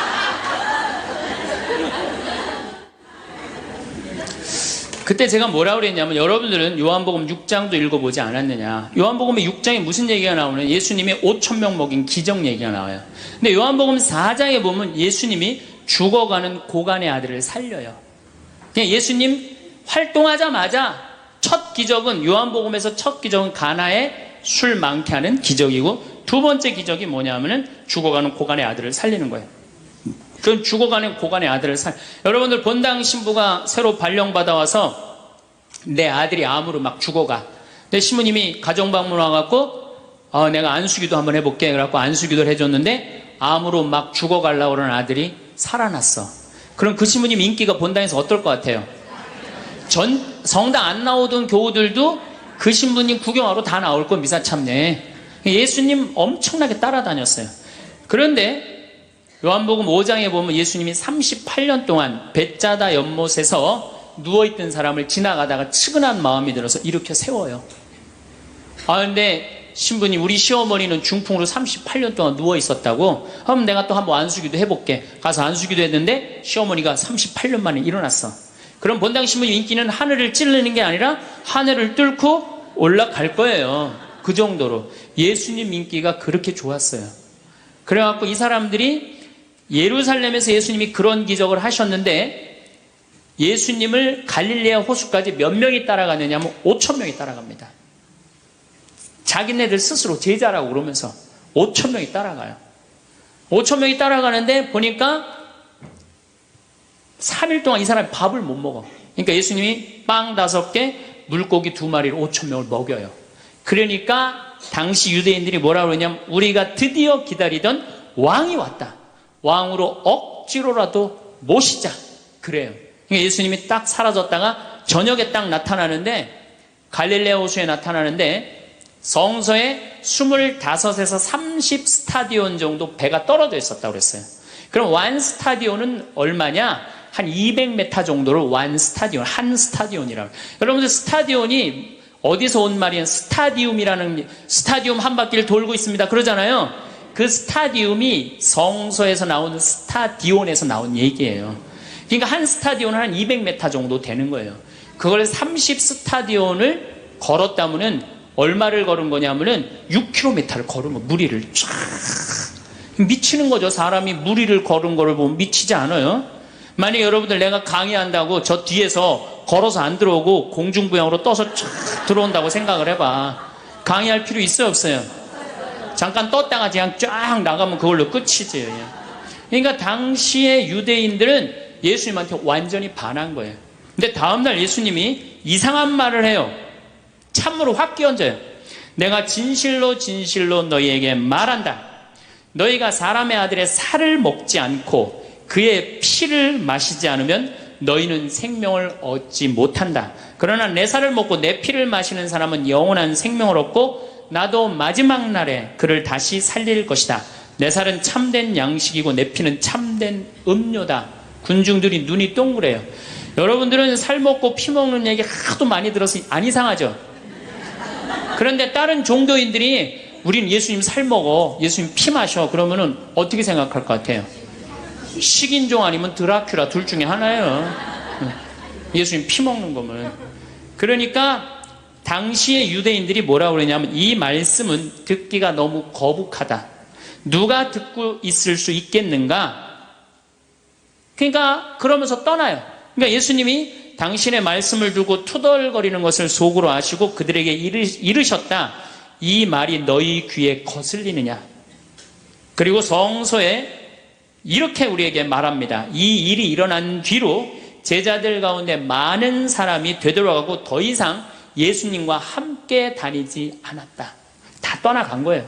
말을 알아듣기 너무 어렵다고. 그러니까 이제 예수님이 이제 딱 12명 딱 남아있는 거, 어떤 무식한 어부 12이 눈을 동그랗게 뜨고 예수님을 쳐다보는 거예요. 그러니까 예수님이 이때 뭐라고 그러냐면은 너희도 떠나고 싶으냐. 그러니까 이 12마저 떠나면 예수님 완전히 낙동강 오리알 되는 거예요.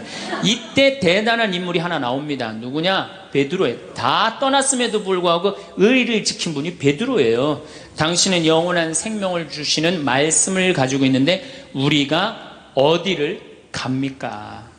그리고 예수님은 이 12하고만 다니세요. 그리고 요한복음 6장 다음에 7장에는 뭐라고 써 있느냐면은 이들이 예수님을 죽이려 함으로 예수님은 더 이상 공식적으로 돌아다니지 않고 몰래 숨어서 갈릴레아만 다니셨다고 그래요. 그러니까 이 12하고만 그냥 돌아다닌 거 죽이려고 그러니까 피해서.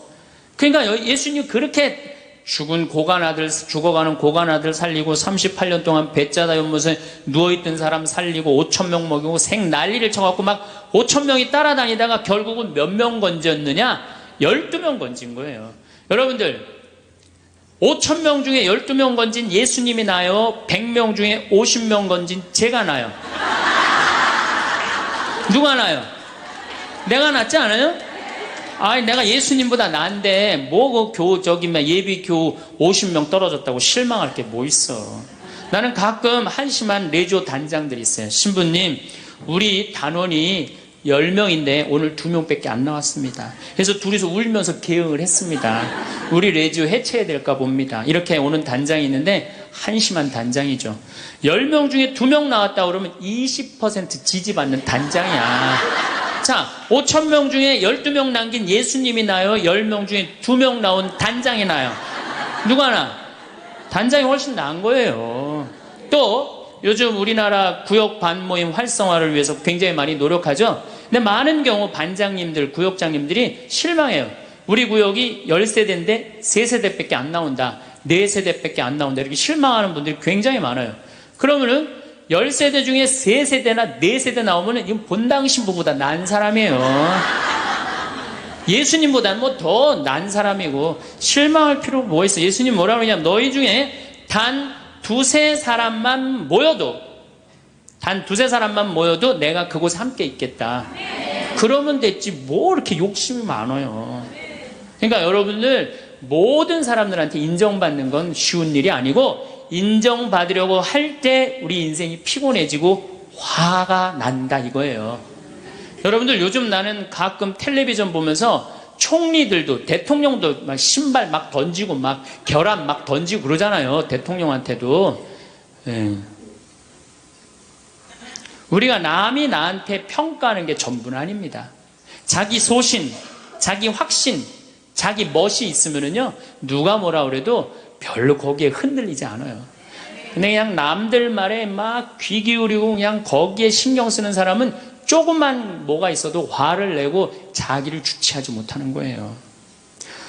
루카복음 9장 51절을 보면 예수님이 사마리아를 통해 예루살렘으로 올라가려고 할 때 사마리아 사람들이 예루살렘에 간다는 이유로 예수님을 거부해요. 들어가지 못하게 동네를. 그 동네로 지나가면 지름길로 갈 수 있는데 그러니까 야고보하고 요한이 열받아갖고 뭐라 그러냐면 하늘에서 불을 내려다가 살러버릴까요? 얼마나 열받았으면은 하늘에서 불을 내려다가 살러버릴까요? 그래요. 근데 예수님은 이 둘을 꾸짖고 돌아가세요. 아, 예수님도 돌아가는데 우리가 화가 난다고 그냥 열지르는 사람마다 전부 다 정면 돌파할 필요는 뭐가 있어요? 그렇지 않겠어요? 우리도 예수님처럼 돌아갈 상황이 되면 돌아갈 줄 알아야 됩니다. 세상 사람들이 다 나를 몰라준다 해도 화낼 일도 아니에요. 공자님은 뭐라고 그러셨느냐? 진정한 성인은 자기를 몰라줘도 분노하지 않고 유유자적할 줄 아는 사람이 진정한 성인이라고 그랬어요. 내가 누군데 나를 몰라봐. 왕년에 내가 이 거리를 주름 잡던 사람인데 이 성당 지을 때 내가 어떻게 했는데 나에게 이럴 수가 있어. 내가 시집와서 똥구녕이 찢어지게 가난한 이 집 이렇게 일으켜놨는데 나를 무시할 수 있어? 이렇게 자꾸 자기 도취에 사로잡히면은요 나중에 다른 사람하고 부닥치게 되고 잘난 척하게 되는 그런 꼴이 된다. 그런 꼴이에요. 여러분들 반대로 모두를 사랑할 수 있어요? 내가 모든 사람들한테 사랑받을 수도 없지만은 반대로 사랑할 수 있느냐? 다 사랑할 수 있어요? 쉽지 않죠? 내가 본당 신부 해보니까 다 사랑하는 사람이 있긴 있더라고요. 누가 다 사랑하느냐면 머리에 꽃 꽂은 여자가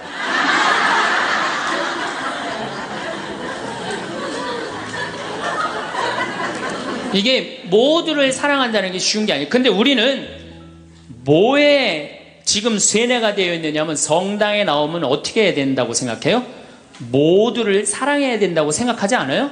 나를 괴롭히는 사람, 나를 미워하는 사람, 나한테 힘들게 하는 사람 다 사랑해야 된다고 생각해요? 그렇게 생각하잖아요. 그리고 은연중에 그런 교육을 받았어요. 은연중에. 근데 성서에 모두를 사랑하라는 구절은 없어요. 서로 사랑하라고 그랬지 모두를 사랑하라고 하는 구절은 없어요.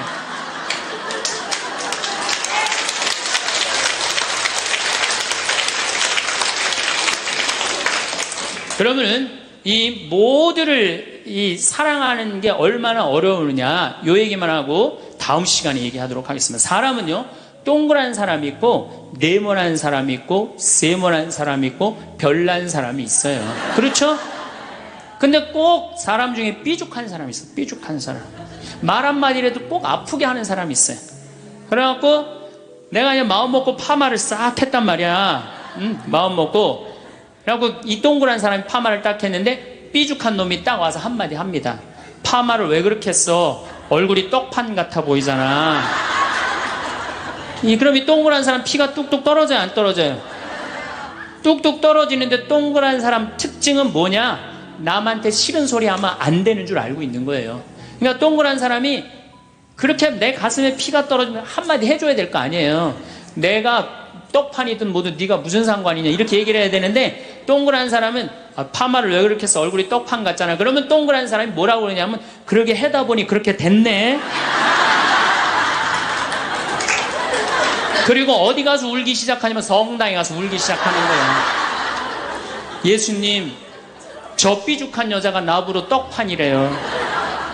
근데 예수님 당신이 정말로 십자가에서 참고 인내하고 용서하고 사랑했으니까 나도 참고 용서하고 인내하고 사랑할게요.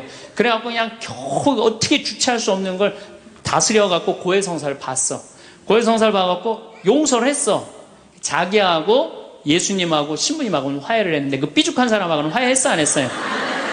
삐죽한 사람은 찔렀는지도 모르고 몰라요. 그 사람 피가 흐르는지도 몰라요. 그런데 더 동그란 사람 미치는 건 뭐냐면 그렇게 찔러놓고 딴 데 가고 막 헤헤거리고 또 수다 떨면은 동그란 사람이 속으로 무슨 생각이 들어요? 넌 웃음이 나오니? 난 지금 피가 뚝뚝 흐르는데. 가을이 돼갖고 그냥 또 그냥 마음 먹고 성당을 나왔는데 삐죽한 놈이 동그란 사람한테 한마디 또 합니다. 아니 요즘 남편이 돈 못 벌어? 옷을 왜 이렇게 후줄그리하게 입고 다녀? 그러면 또 피가 뚝뚝 떨어지는 거야. 이 동그란 사람 여러분들 삐죽한 사람 만나야 돼? 만나지 말아야 돼? 만나면 안 돼요. 이 삐죽한 놈 누구 소개시켜줘야 되냐면 별난 놈 소개시켜줘. 별난 놈. 찔러도 안 나오는 별난 놈. 이런 놈 소개시켜줘야지 어떻게 모두를 사랑할 수 있어요. 그거는 불가능한 얘기예요. 모두를 사랑한다는 거. 그러니까 여러분들 오늘 이후로 나는 모든 사람을 사랑할 것이다. 그러면 나중에 누가 망가지냐면 내가 망가져요. 모두를 사랑하면서 자기가 완전히 망가지는 거예요. 모두를 사랑하면서 기쁨은 다행인데 모두를 사랑하면서 그걸 끌어안느냐고 속에서 부글부글 끓어. 그냥 화가 꽉 차 있는 거죠.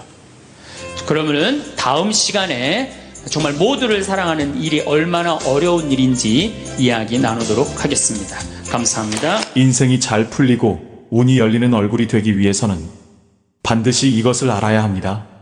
젊은 시절 아무리 부와 권세를 누렸어도 말년이 불행하면 의미가 없습니다.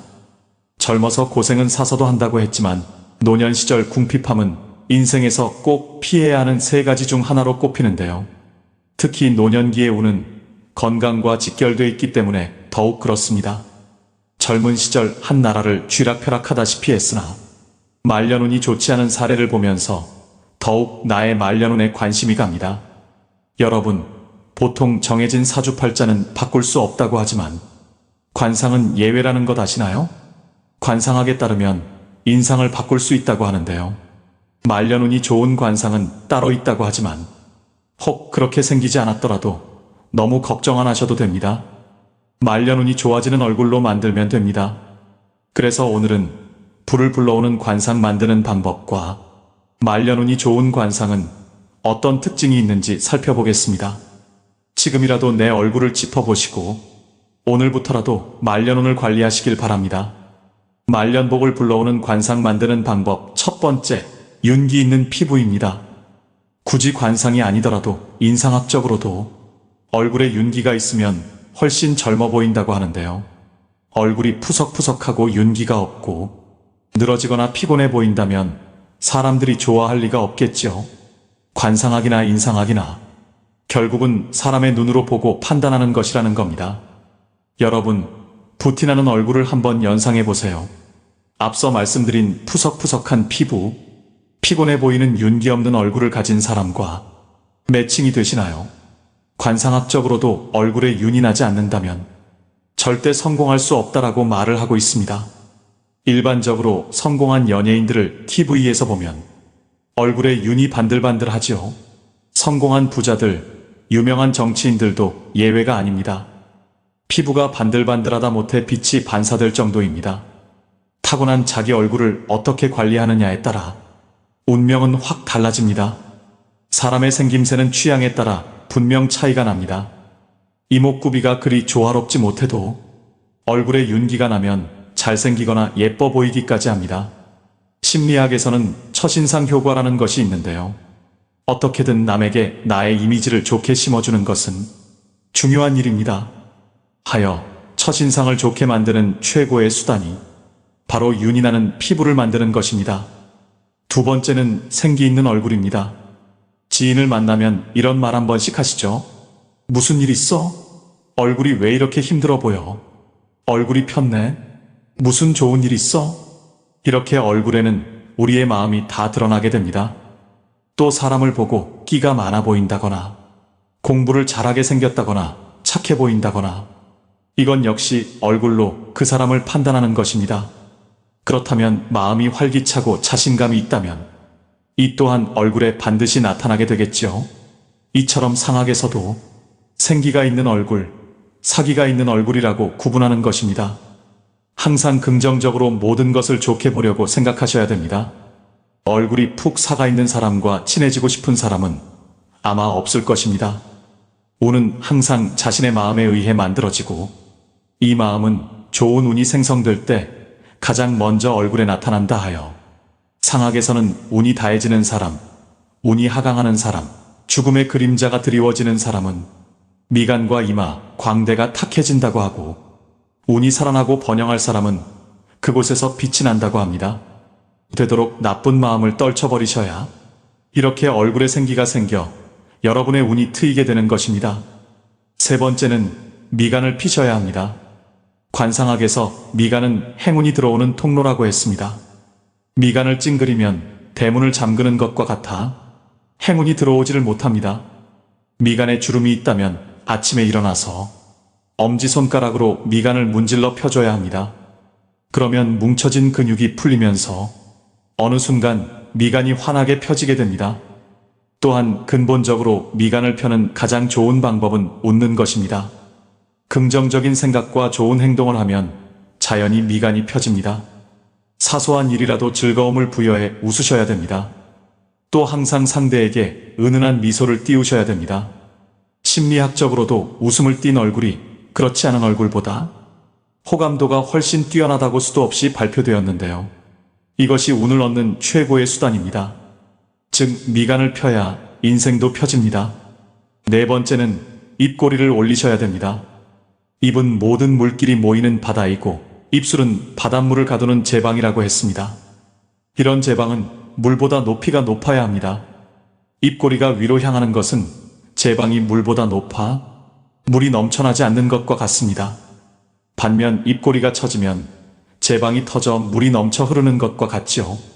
평소 좋은 생각을 하고 자주 웃으면 볼 근육이 발달해 양쪽 입꼬리가 위로 올라가게 돼 있습니다. 반면 부정적인 생각과 우울한 마음을 가지면 볼 근육 대신 이마와 미간의 부정적인 근육이 발달하게 됩니다. 따라서 입꼬리가 처지고 이마와 미간에 주름이 생겨 부정적인 사람이 됩니다. 입꼬리를 올리면 행운을 머금고 있어 행운이 빠져나가지 못하게 됩니다. 말년운을 부르는 관상 만드는 방법 4가지를 말씀드렸습니다. 관상학자들이 말하는 나쁜 운을 좋은 운으로 바꾸는 개운의 방법은 의외로 간단합니다. 항상 편안한 마음으로 사물을 긍정적으로 바라보고 생각하는 것. 그렇게 하루 이틀 정진하다 보면 나도 모르게 관상이 바뀌게 되고 결국 운명까지도 바뀌게 됩니다. 화와 복은 문이 따로 없으며 오직 사람이 스스로 불러들인다고 했습니다. 자신의 얼굴과 운명은 스스로 만들어 나가는 것입니다. 물론 처음에는 어렵겠지만 이를 습관화한다면 분명 좋은 운이 들어올 것이며 부귀와 공명 또한 얻게 될 것입니다. 이 작은 변화만으로도 여러분의 운은 좋아질 수 있다는 점을 명심하셔야 됩니다. 얼굴로 모든 것을 꿰뚫어보는 천재 관상가의 이야기를 다룬 영화 관상에서는 시종일관 얼굴 하나만으로 사람의 성격과 미래를 점쳤고 그것은 절대 빗나가지 않았습니다. 과연 내 관상은 어떨까? 평소 이런 궁금증을 가지시는 분들이 많을 거라고 생각되는데요. 관상학에서는 인간을 소우주로 봅니다. 그래서 겨우 눈, 코, 입이 들어가는 작은 얼굴 속에도 하늘, 땅, 별, 해 등을 의미하는 부위가 있습니다. 모든 것이 조화롭고 자연스러워야 세상이 잘 흘러가듯 얼굴도 각 부위가 조화롭고 자연스럽게 자리를 잡아야 좋은 관상인 것인데요. 그렇다면 복 있는 관상, 장수하는 관상은 무엇일까요? 먼저 이마입니다. 관상학에서 하늘을 뜻하는 것은 사람의 이마입니다. 그래서 이마가 훤하게 넓고 두상이 둥글면 하늘의 기운을 잘 받았다고 봅니다. 하늘의 기운은 조상의 음덕을 말합니다. 태어날 때부터 많은 것을 타고났다는 말입니다. 이마가 잘생겼다면 초년에 큰 어려움 없이 재능, 건강, 재물, 강한 정신력 등을 물려받았다고 봅니다. 이마 가장자리의 생김새도 중요합니다. 이마의 가장자리를 조상의 복덕을 받는다고 하여 복덕궁이라고 부르는데 그 부위가 머리카락으로 덮이지 않고 훤하게 열려 있어야 좋은 관상이라고 말합니다. 다음은 눈입니다. 관상학에서는 왼쪽 눈을 해, 오른쪽 눈을 달이라고 봅니다. 눈이 지혜를 뜻하며 해처럼 밝게 빛나고 눈동자가 검으면 지혜로운 관상이라고 합니다. 만약 좋은 이마를 타고났어도 눈에 힘이 없고 흐리멍덩하다면 소용이 없습니다. 조상에게 좋은 음덕을 받았더라도 지혜가 없어 그것을 다 날리는 꼴인데요. 유력 인사들을 보면 하나같이 눈빛이 강하고 밝게 빛납니다. 또 눈과 눈썹은 멀수록 좋고 눈썹이 높으면 출세와 명예가 높아집니다. 눈썹이 진하면 체력이 좋으며 말년에 문서복과 부동산복이 늘어납니다. 또 눈썹이 좋으면 귀인의 도움을 받을 수 있으므로 어려움을 잘 극복하는 다복한 말년이 예상됩니다. 그 다음은 코입니다. 코는 산과 같습니다. 높은 산맥처럼 힘있게 우뚝 솟은 것이 좋습니다. 또한 오장육부를 상징하고 있기 때문에 칠하고 풍대한 코가 좋은 코라고 보는데요. 장수하는 어르신을 보면 대부분 코가 큽니다. 코가 작다는 것은 오장육부가 약하게 태어났다는 뜻이고 수명이 짧을 수 있으므로 건강관리를 잘해야 합니다. 코가 크고 높으면 자존심이 강하고 스스로 무엇을 하고자 하는 욕구도 강합니다. 다음은 광대뼈입니다. 코가 산이라면 광대뼈는 바위를 뜻합니다. 덩그러니 우뚝 솟은 산은 모진 풍파를 맞지만 양옆에 바위가 있으면 덜한데요. 코가 자신이라면 광대뼈는 옆에서 도와줄 조력자입니다. 배우자, 가족, 친구, 이웃, 직장 동료 등을 의미합니다. 그래서 코 못지않게 광대뼈의 모습도 중요합니다. 관상학에서는 광대뼈를 관골이라고 하며 이 관골이 둥글고 앞으로 발달되어야 좋다고 봅니다. 만약 광대뼈가 옆으로 발달하면 코와 멀어지는 형상이어서 가까운 사람에게 배신을 당할 수 있습니다. 코가 높고 광대뼈도 적당하게 발달해야 가정도 편안하고 사업도 번창하는 좋은 관상입니다. 다음은 입입니다. 윗입술보다 아랫입술이 도톰하고 입이 크면 좋은 관상입니다. 입술이 도톰하고 뚜렷하면 말년 운이 좋다고도 합니다. 입꼬리가 약간 올라가도 좋은 관상인데요. 이마가 의미하는 조상의 음덕을 그릇으로 고스란히 바치는 꼴이기 때문입니다. 올라간 입꼬리는 조상의 음덕을 말년까지 두고두고 누리는 것을 의미합니다. 인중이 길면 수명도 길고 말년이 편안하며 자손도 번성한다고 하는데요. 또한 인중이 길면 인내심도 강합니다. 인중이 좁고 짧고 얕은 사람은 그릇이 작고 이해심이 부족합니다. 말년의 기력이 약해져서 건강관리를 잘해야 하고 자식과의 연이 적습니다. 만약 여러분들 중에 입이 빈약하다면 웃을 일이 없다고 하여도 꼭 많이 웃기를 바랍니다. 입은 중년과 말년의 모든 복을 담는 그릇이 되기 때문입니다. 다음은 턱입니다. 턱은 나의 인생을 떠받쳐주는 역할을 하고 재산을 모으고 축적하는 곳인데요. 땅 부자 중에는 턱이 잘 발달된 사람이 많습니다. 약간 각진 듯 둥근 턱이 좋은 턱으로 여겨집니다. 턱의 두께는 살이 많으면서 탄력이 있어야 좋고, 턱 주위가 둥글어 마치 유자형처럼 풍만하고 여유 있게 보이는 턱이 좋은 턱입니다. 턱은 집터와 같기 때문에 좌우 아래가 넓고 크고 두껍고 단단할수록 좋습니다.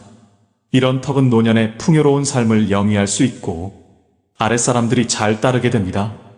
관상학에서는 턱은 노복궁이라고 하며 주위 사람들이 나를 얼마나 믿고 따르고 도와주느냐를 보는 부분이기도 합니다. 따라서 턱이 넓고 크면 내가 부릴 수 있는 사람, 나를 따르는 사람이 많다는 의미가 됩니다. 즉 한마디로 아랫사람의 덕이 있고 자녀도 효도하게 됩니다. 반면 턱이 좁고 작으면서 약하면 내가 부릴 수 있는 사람, 나를 따르는 사람이 없어 어떤 일이든 나 혼자 해야 합니다. 또한 뺨 아래가 움푹 파였거나 뾰족하면 경제적 어려움을 겪으며 주위 사람들이 나에게서 멀어져 외로워집니다. 이마가 다소 어둡고 좁고 탁하더라도 코와 광대뼈, 그리고 턱이 둥글게 잘 발달돼 있다면 유년기의 생활은 비록 어렵게 보내도 중년기 이후의 삶은 좋아집니다. 다음은 귀입니다. 귀는 크고 작고가 중요하지 않습니다. 윤곽이 뚜렷하고 뾰족하지 않은 둥근 귀, 두꺼운 귀를 좋은 귀로 봅니다. 귀의 윤곽이 뚜렷하다는 것은 그만큼 의지력도 강하다는 것을 나타냅니다. 중간에 포기하지 않고 일을 추진한다는 말인데요. 또한 귀가 둥글면 총명하다고 여깁니다. 귀가 뒤집어진 사람은 자존심이 세거나 욕심이 많을 가능성이 크다고 봅니다. 오늘의 영상 어떠셨나요? 나이가 들어가면서 자신의 삶과 인품이 얼굴을 통해 나타나게 됩니다. 얼굴은 인생의 성적표입니다. 늙을수록 얼굴에 웃음이 그려져야 합니다. 그래야 좋지 않았던 인상도 좋은 관상으로 바뀔 수 있게 되는 것이죠. 나이 들어 얼굴에 짜증과 불만, 우울을 담고 있다면 여러분 인생의 낙제점을 모두에게 공개하는 것이 됩니다. 이만큼 살아왔으니 마음은 이만큼 넓어지고 따뜻해졌다는 것을 우리는 얼굴의 표정으로 말할 수 있어야 합니다. 오늘 말씀드린 말년복을 불러오는 관상 만드는 방법을 꼭 실천하셔서 먼 훗날 여러분의 얼굴에 그려질 모습들이 따뜻하고 넉넉하기를 바라봅니다. 사람의 운명을 과연 어떤 것이 갈라놓겠느냐고 생각할 수도 있지만 분명한 것은 아주 작고 사소한 무언가가 변화를 만들며 이 작은 변화만으로도 여러분의 운명은 좋아질 수 있음을 명심하시길 바랍니다. 성공한 사람들을 보면 크게 두 부류로 나뉘는 걸 알 수 있습니다. 하나는 자신이 성공했다고 여기저기 떠벌리고 다니는 사람들, 그리고 또 하나는 조용히 아무 말 없이 자기 삶을 사는 사람들입니다. 우리는 흔히 성공을 하면 자연스럽게 자랑하고 싶어질 거라고 생각하죠. 좋은 차를 사고 비싼 시계를 차고 SNS에 멋진 사진을 올리고 싶을 겁니다. 왜냐하면 그렇게 하면 남들이 나를 더 인정해 줄 거라고 믿으니까요. 하지만 현실은 그렇지 않습니다. 오히려 진짜 성공한 사람들은 그렇게 행동하지 않습니다. 왜냐하면 보여줄 필요가 없기 때문입니다. 돈이 많다고 높은 자리에 있다고 유명하다고 해서 굳이 그걸 드러낼 필요는 없습니다. 그걸 아는 사람들은 이미 알고 있고 모르는 사람들은 알 필요가 없죠. 그런데도 굳이나 성공했다고 떠드는 사람들이 있습니다. 그런 사람들은 왜 그럴까요? 간단합니다. 그 사람들은 사실 그렇게까지 성공한 게 아니기 때문입니다. 우리는 종종 SNS에서 성공한 사람들을 봅니다. 해외여행을 가고 고급 레스토랑에서 밥을 먹고 멋진 차를 타고 다니는 모습? 그런데 가만히 보면 그런 걸 보여주는 사람들은 언제나 뭔가를 팔고 있습니다. 강의를 팔든 자기 브랜드를 홍보하든 아니면 단순히 자기 자존감을 유지하려고 하든 간에 결국 목적이 있는 거죠. 진짜 부자들은 그렇게 하지 않습니다. 오히려 조용히 아무도 모르게 자기 일을 합니다. 왜냐하면 자랑해서 얻을 게 없기 때문입니다. 오히려 괜히 잘난 척했다가 사람들에게 이용당하거나 시기와 질투를 받거나 쓸데없는 오해를 사는 게 더 피곤합니다. 이건 단순한 돈 이야기가 아닙니다. 사회적인 성공을 이룬 사람들도 마찬가지입니다. 진짜 실력 있는 사람들은 자기 실력을 굳이 떠벌리지 않습니다. 왜냐하면 그럴 필요가 없으니까요. 자기 분야에서 최고라면 사람들이 먼저 알아서 찾아옵니다. 반대로 실력이 부족한 사람일수록 자기를 포장하려고 애씁니다. 우리가 흔히 듣는 말이 있죠. 빈수레가 요란하다. 이 말이 괜히 있는 게 아닙니다. 정말 내실이 있는 사람들은 굳이 시끄럽게 굴지 않습니다. 반대로 겉만 번지르르한 사람들은 자기가 얼마나 대단한지 떠들고 다닙니다. 이걸 좀 더 현실적인 예로 들어볼까요? 동창회에 나가면 꼭 이런 사람이 있습니다. 옛날에는 별거 아니었는데 갑자기 잘 됐다고 나타나서 자기가 얼마나 성공했는지 자랑하는 사람. 처음에는 다들 와 대단하다 하고 들어주지만 시간이 지나면 어떨까요? 대부분 속으로 이렇게 생각할 겁니다. 저 사람 뭐 저렇게까지 티를 내? 결국 그런 사람은 점점 멀어지게 됩니다. 반면에 정말 성공한 사람들은 조용합니다. 굳이 자기가 어떻게 살고 있는지 설명하지 않죠. 그런 사람들은 오히려 주변에서 먼저 알아보고 자연스럽게 존경을 받습니다. 그게 진짜 성공입니다. 그럼 우리는 어떻게 해야 할까요? 내가 뭔가를 이루었을 때 굳이 남들에게 알릴 필요가 있을까요? 물론 가까운 사람들에게 좋은 소식을 전하는 건 좋습니다. 하지만 굳이 모든 사람들에게 나 이렇게 잘 살고 있어요 하고 알릴 필요는 없습니다. 그런 행동은 결국 나에게 득이 되지 않습니다. 성공이라는 건 원래 조용한 겁니다. 내가 잘 되고 있으면 주변 사람들이 자연스럽게 알게 됩니다. 굳이 내가 말하지 않아도 내 행동과 태도에서 묻어나오게 되어 있습니다. 그러니 굳이 보여주려고 애쓰지 마세요. 오히려 그게 더 진짜 성공한 사람의 태도입니다. 사람은 사회적 동물이라고 하잖아요. 혼자 살아갈 수 없고 결국 사람과의 관계 속에서 기쁨도 얻고 때로는 상처도 받습니다. 그런데 한 가지 생각해 볼 게 있어요. 우리가 정말 인간관계가 필요해서 맺고 있는 걸까요? 아니면 그냥 그래야 한다고 배워서 어쩔 수 없이 유지하고 있는 걸까요? 어릴 땐 친구 많으면 좋다고 하죠. 사회생활에서도 인맥이 중요하다는 말을 많이 합니다. 그런데 정작 주변을 보면요. 인간관계가 넓은 사람일수록 스트레스를 더 많이 받아요. 전화벨이 울릴 때마다 이번엔 또 무슨 부탁일까 싶고 단체 채팅방에서 메시지가 올 때마다 이걸 또 어떻게 대답해야 하나 고민하죠. 관계가 많아질수록 책임과 피로도 함께 늘어나는 겁니다. 어떤 사람들은 인간관계를 줄이면 외롭지 않겠냐고 해요. 그런데 가만히 생각해보면 진짜 외로움을 느끼는 순간이 언제인지 아세요? 오히려 불필요한 인간관계 속에 있을 때입니다. 같이 밥을 먹고 얘기를 나누는데도 뭔가 허전하고 대화가 컥 돌고 속마음을 나누지도 못할 때, 그럴 때 우리가 더 외롭다고 느끼죠. 그렇다고 당장 인간관계를 다 끊어버릴 순 없겠죠. 하지만 적어도 내가 정말 소중하게 여겨야 할 관계와 그냥 관성적으로 유지하는 관계는 구분할 필요가 있습니다. 예를 들어 매번 나한테 부탁만 하고 정작 내가 어려울 땐 연락 한 번 없는 사람. 내가 실수하면 뒷담화를 하면서 내 앞에서는 웃는 사람. 이런 관계를 굳이 계속 이어갈 이유가 있을까요? 가끔은 이런 경험도 있을 거예요. 우연히 어떤 사람과 친해졌는데 만난 지 얼마 되지도 않았는데 너무 많은 걸 털어놓는 사람들 있죠. 자기 속사정부터 가족 문제, 직장 고민까지 쏟아내는 사람들.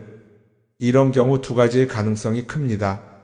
하나는 그냥 감정적으로 의존할 사람이 필요해서일 수도 있고 또 하나는 내가 믿을 만한 사람인지 떠보는 걸 수도 있어요. 어떤 경우든 이런 관계는 오래가기 어렵습니다. 사실 친밀함이라는 건 시간이 필요한 법이에요. 적당한 거리를 두고 천천히 서로를 알아가야 하는데 초반부터 급격하게 가까워진 관계는 쉽게 무너지는 경우가 많습니다. 처음엔 친하다고 생각했는데 어느 순간 사소한 일로 틀어지고 결국 남보다 못한 사이가 되는 거죠. 그러면 인간관계를 어떻게 해야 할까요? 답은 간단합니다. 억지로 맺지 말고 굳이 유지하려고도 하지 않는 거예요.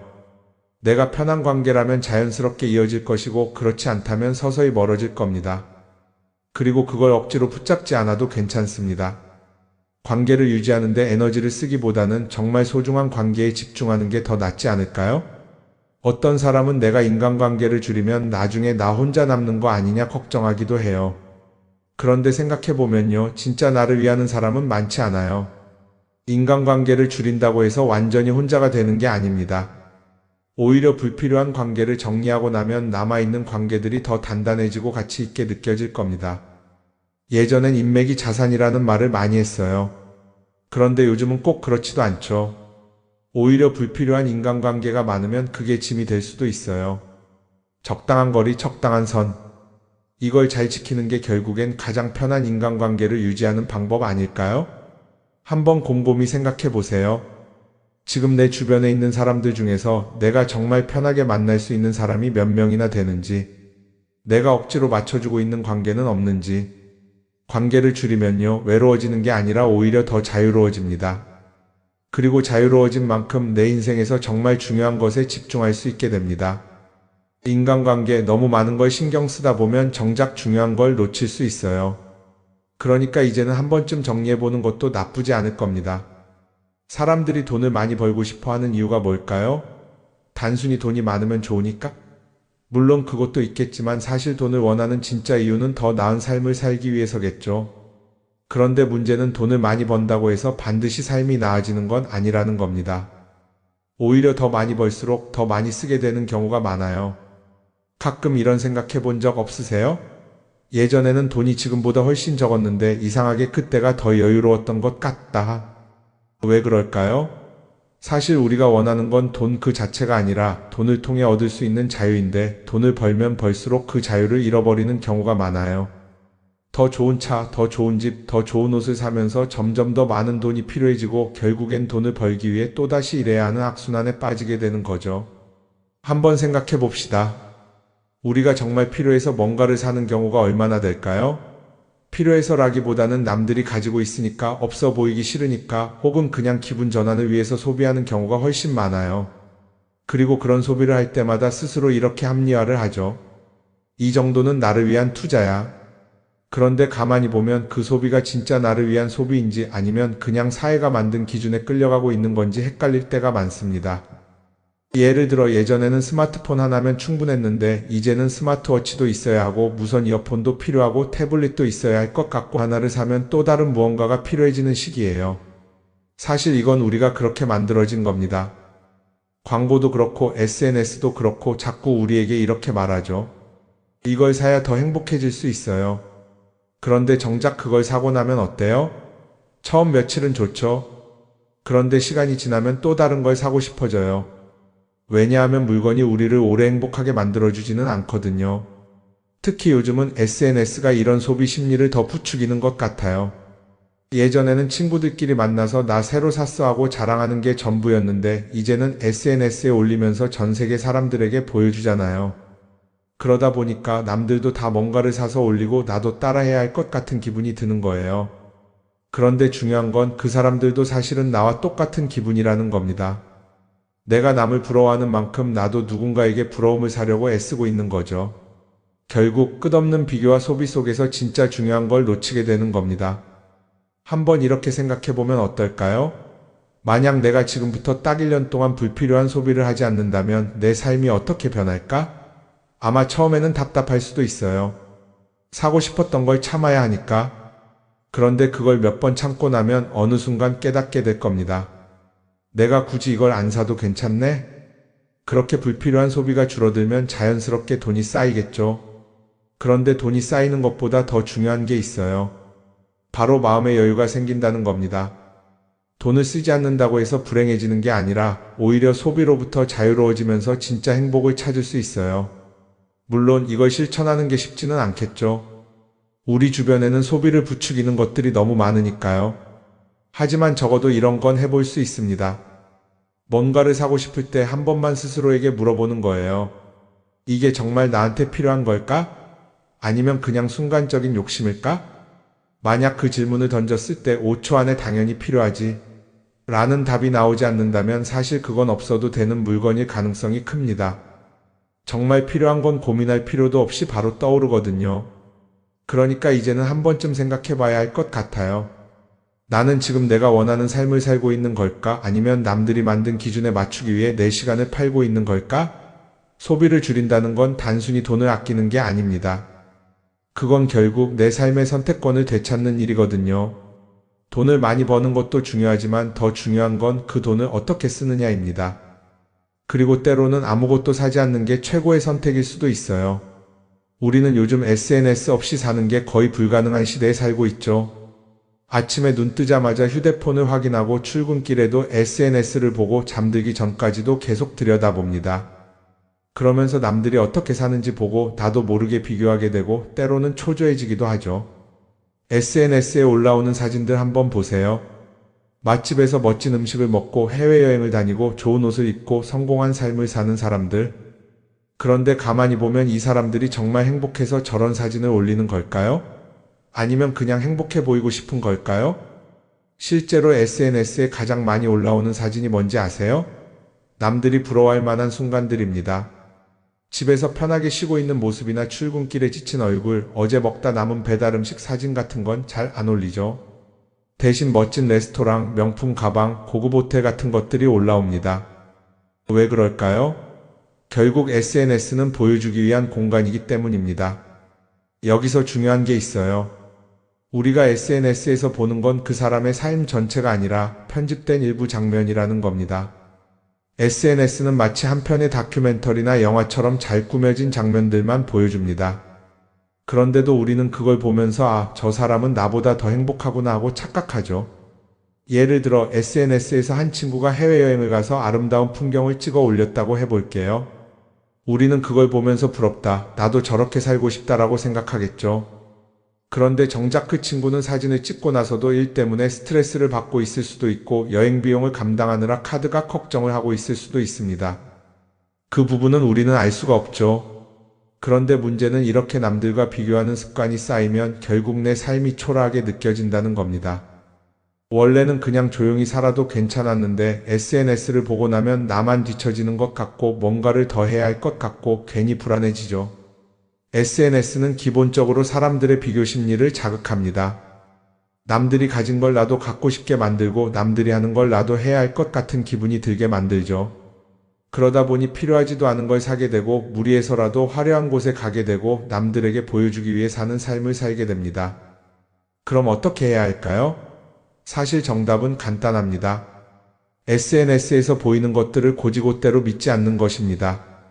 그리고 더 중요한 건 남과 비교하는 걸 멈추는 것이에요. 어떤 사람이 비싼 차를 타고 다닌다고 해서 그 사람이 꼭 행복한 건 아닙니다. 좋은 차를 타고 다니지만 밤마다 사업 걱정에 잠 못 이루는 사람도 많아요. 반대로 대중교통을 이용하지만 마음 편하게 사는 사람도 있죠. 결국 행복은 보이는 것이 아니라 느끼는 것입니다. SNS를 덜 보면 덜 불행해진다는 연구 결과도 있어요. 하루 종일 남의 삶을 보면서 비교하는 시간을 줄이면 내 삶에 집중할 수 있는 시간이 많아지는 겁니다. SNS를 완전히 끊을 필요는 없지만 최소한 그 안에 있는 것들이 전부 진짜라고 생각하지 않는 태도는 필요합니다. 우리는 누구나 자신만의 속도로 살아가고 있어요. 남들은 남들대로 사는 거고 나는 나대로 살면 됩니다. SNS에서 남들의 화려한 모습을 볼 때마다 한 번쯤 이렇게 생각해 보세요. 이건 그 사람이 보여주고 싶은 삶일 뿐이다. 그러면 조금은 편해질 겁니다. 사람들은 다들 자기 인생을 살아간다고 생각하죠. 그런데 가만 보면 정말 자기 인생을 사는 사람이 얼마나 될까요? 많은 사람들이 사실은 남이 만들어 놓은 기준에 맞춰서 살고 있어요. 좋은 대학, 좋은 직장, 좋은 차, 좋은 집. 다들 이런 걸 목표로 삼지만 정작 내가 원하는 삶이 뭔지 깊이 생각해 본 적이 없는 경우가 많아요. 이건 어릴 때부터 교육받아온 방식과도 관련이 있어요. 우리는 어릴 때부터 이렇게 살아야 한다는 틀 안에서 자라죠. 공부 열심히 해서 좋은 성적을 받아야 하고 좋은 직장을 가져야 하고 결혼도 적당한 때에 해야 하고 마치 인생이 정해진 수순이라도 있는 것처럼요. 그러다 보니 나 스스로 정말 원하는 걸 고민하기보다는 그냥 남들이 정해놓은 목표를 따라가게 돼요. 그런데 이렇게 남의 기준에 맞춰서 살다 보면 어느 순간 공허함을 느끼게 됩니다. 이게 정말 내가 원했던 삶인가? 하는 의문이 들 때가 오죠. 어릴 땐 성적이 목표였고 사회에 나와서는 연봉이 목표였고 결혼하고 나서는 아이 교육이 목표였는데 그 목표를 이루고 나면 허무한 거예요. 계속 뭔가를 이루긴 했는데 정작 나는 어디에 있는지 모르겠는 거죠. 진짜 중요한 건 내가 원하는 게 뭔지를 아는 것이에요. 그런데 이게 쉽지 않죠. 오랫동안 남의 기준대로 살아왔기 때문에 막상 내가 정말 원하는 게 뭐지? 하고 물어보면 선뜻 대답하기 어려운 경우가 많아요. 하지만 이 질문을 하지 않으면 우리는 평생 남이 정한 기준 속에서 살게 됩니다. 그럼 어떻게 해야 할까요? 첫 번째로 필요한 건 내가 왜 이런 생각을 하게 됐는지 스스로 점검하는 거예요. 예를 들어 내가 비싼 차를 사고 싶다고 생각한다면 그게 정말 내 필요 때문인지 아니면 남들에게 잘 보이기 위해서인지 한번 따져봐야 해요. 만약 남들이 나를 어떻게 볼까 하는 게 더 중요하다면 그건 내 기준이 아니라 사회가 만들어 놓은 기준일 가능성이 큽니다. 두 번째는 다른 사람의 의견에 휘둘리지 않는 연습을 하는 거예요. 우리는 살아가면서 끊임없이 남들의 평가를 받죠. 그 나이에 그런 걸 시작한다고? 지금 그게 가능하겠어? 이런 말들이 우리를 흔들어 놓습니다. 그런데 그런 말에 신경 쓰다 보면 결국 아무것도 하지 못하게 돼요. 중요한 건 남들이 뭐라고 하든 내가 결정하는 거예요. 물론 남의 조언을 들을 수도 있고 참고할 수도 있죠. 하지만 최종 결정은 항상 내 몫이어야 합니다. 내가 결정하고 내가 책임지는 거. 그렇게 해야 내 삶을 온전히 내 것으로 만들 수 있어요. 세 번째는 내가 한 선택에 책임지는 자세를 가지는 거예요. 많은 사람들이 무언가를 선택하고 나서도 후회하죠. 괜히 이걸 했나? 이 선택이 잘못된 건 아닐까? 그런데 한 가지 확실한 건 후회한다고 해서 과거가 바뀌지는 않는다는 거예요. 내가 한 선택이라면 그 선택이 틀렸다고 해도 받아들이고 그 안에서 최선을 다하는 게 더 중요해요. 이렇게 말하면 그럼 실수하면 어떡하죠? 라고 걱정하는 분들도 있을 거예요. 하지만 생각해보면 우리가 실수를 두려워하는 이유도 결국 남의 시선 때문이에요. 내가 실패하면 남들이 날 어떻게 볼까? 이런 걱정이 더 크죠. 그런데 남들은 생각보다 우리한테 관심이 없어요. 우리가 성공하든 실패하든 남들은 자기 삶을 사느라 바빠요. 그러니까 내 인생의 주인은 결국 나 자신이라는 걸 명확히 할 필요가 있어요. 내 선택을 하고 그 선택에 책임지면서 남이 아니라 나에게 맞는 길을 찾는 것. 그게 진짜로 내 삶을 살아가는 방법이 아닐까요? 어쩌면 우리는 너무 오랫동안 이렇게 살아야 한다는 틀 속에 갇혀 있었는지도 모릅니다. 하지만 이제는 한 번쯤 생각해 봐야 합니다. 나는 진짜 내 삶을 살고 있는가? 그리고 만약 아니라면 지금부터라도 조금씩 바꿔보면 어떨까요?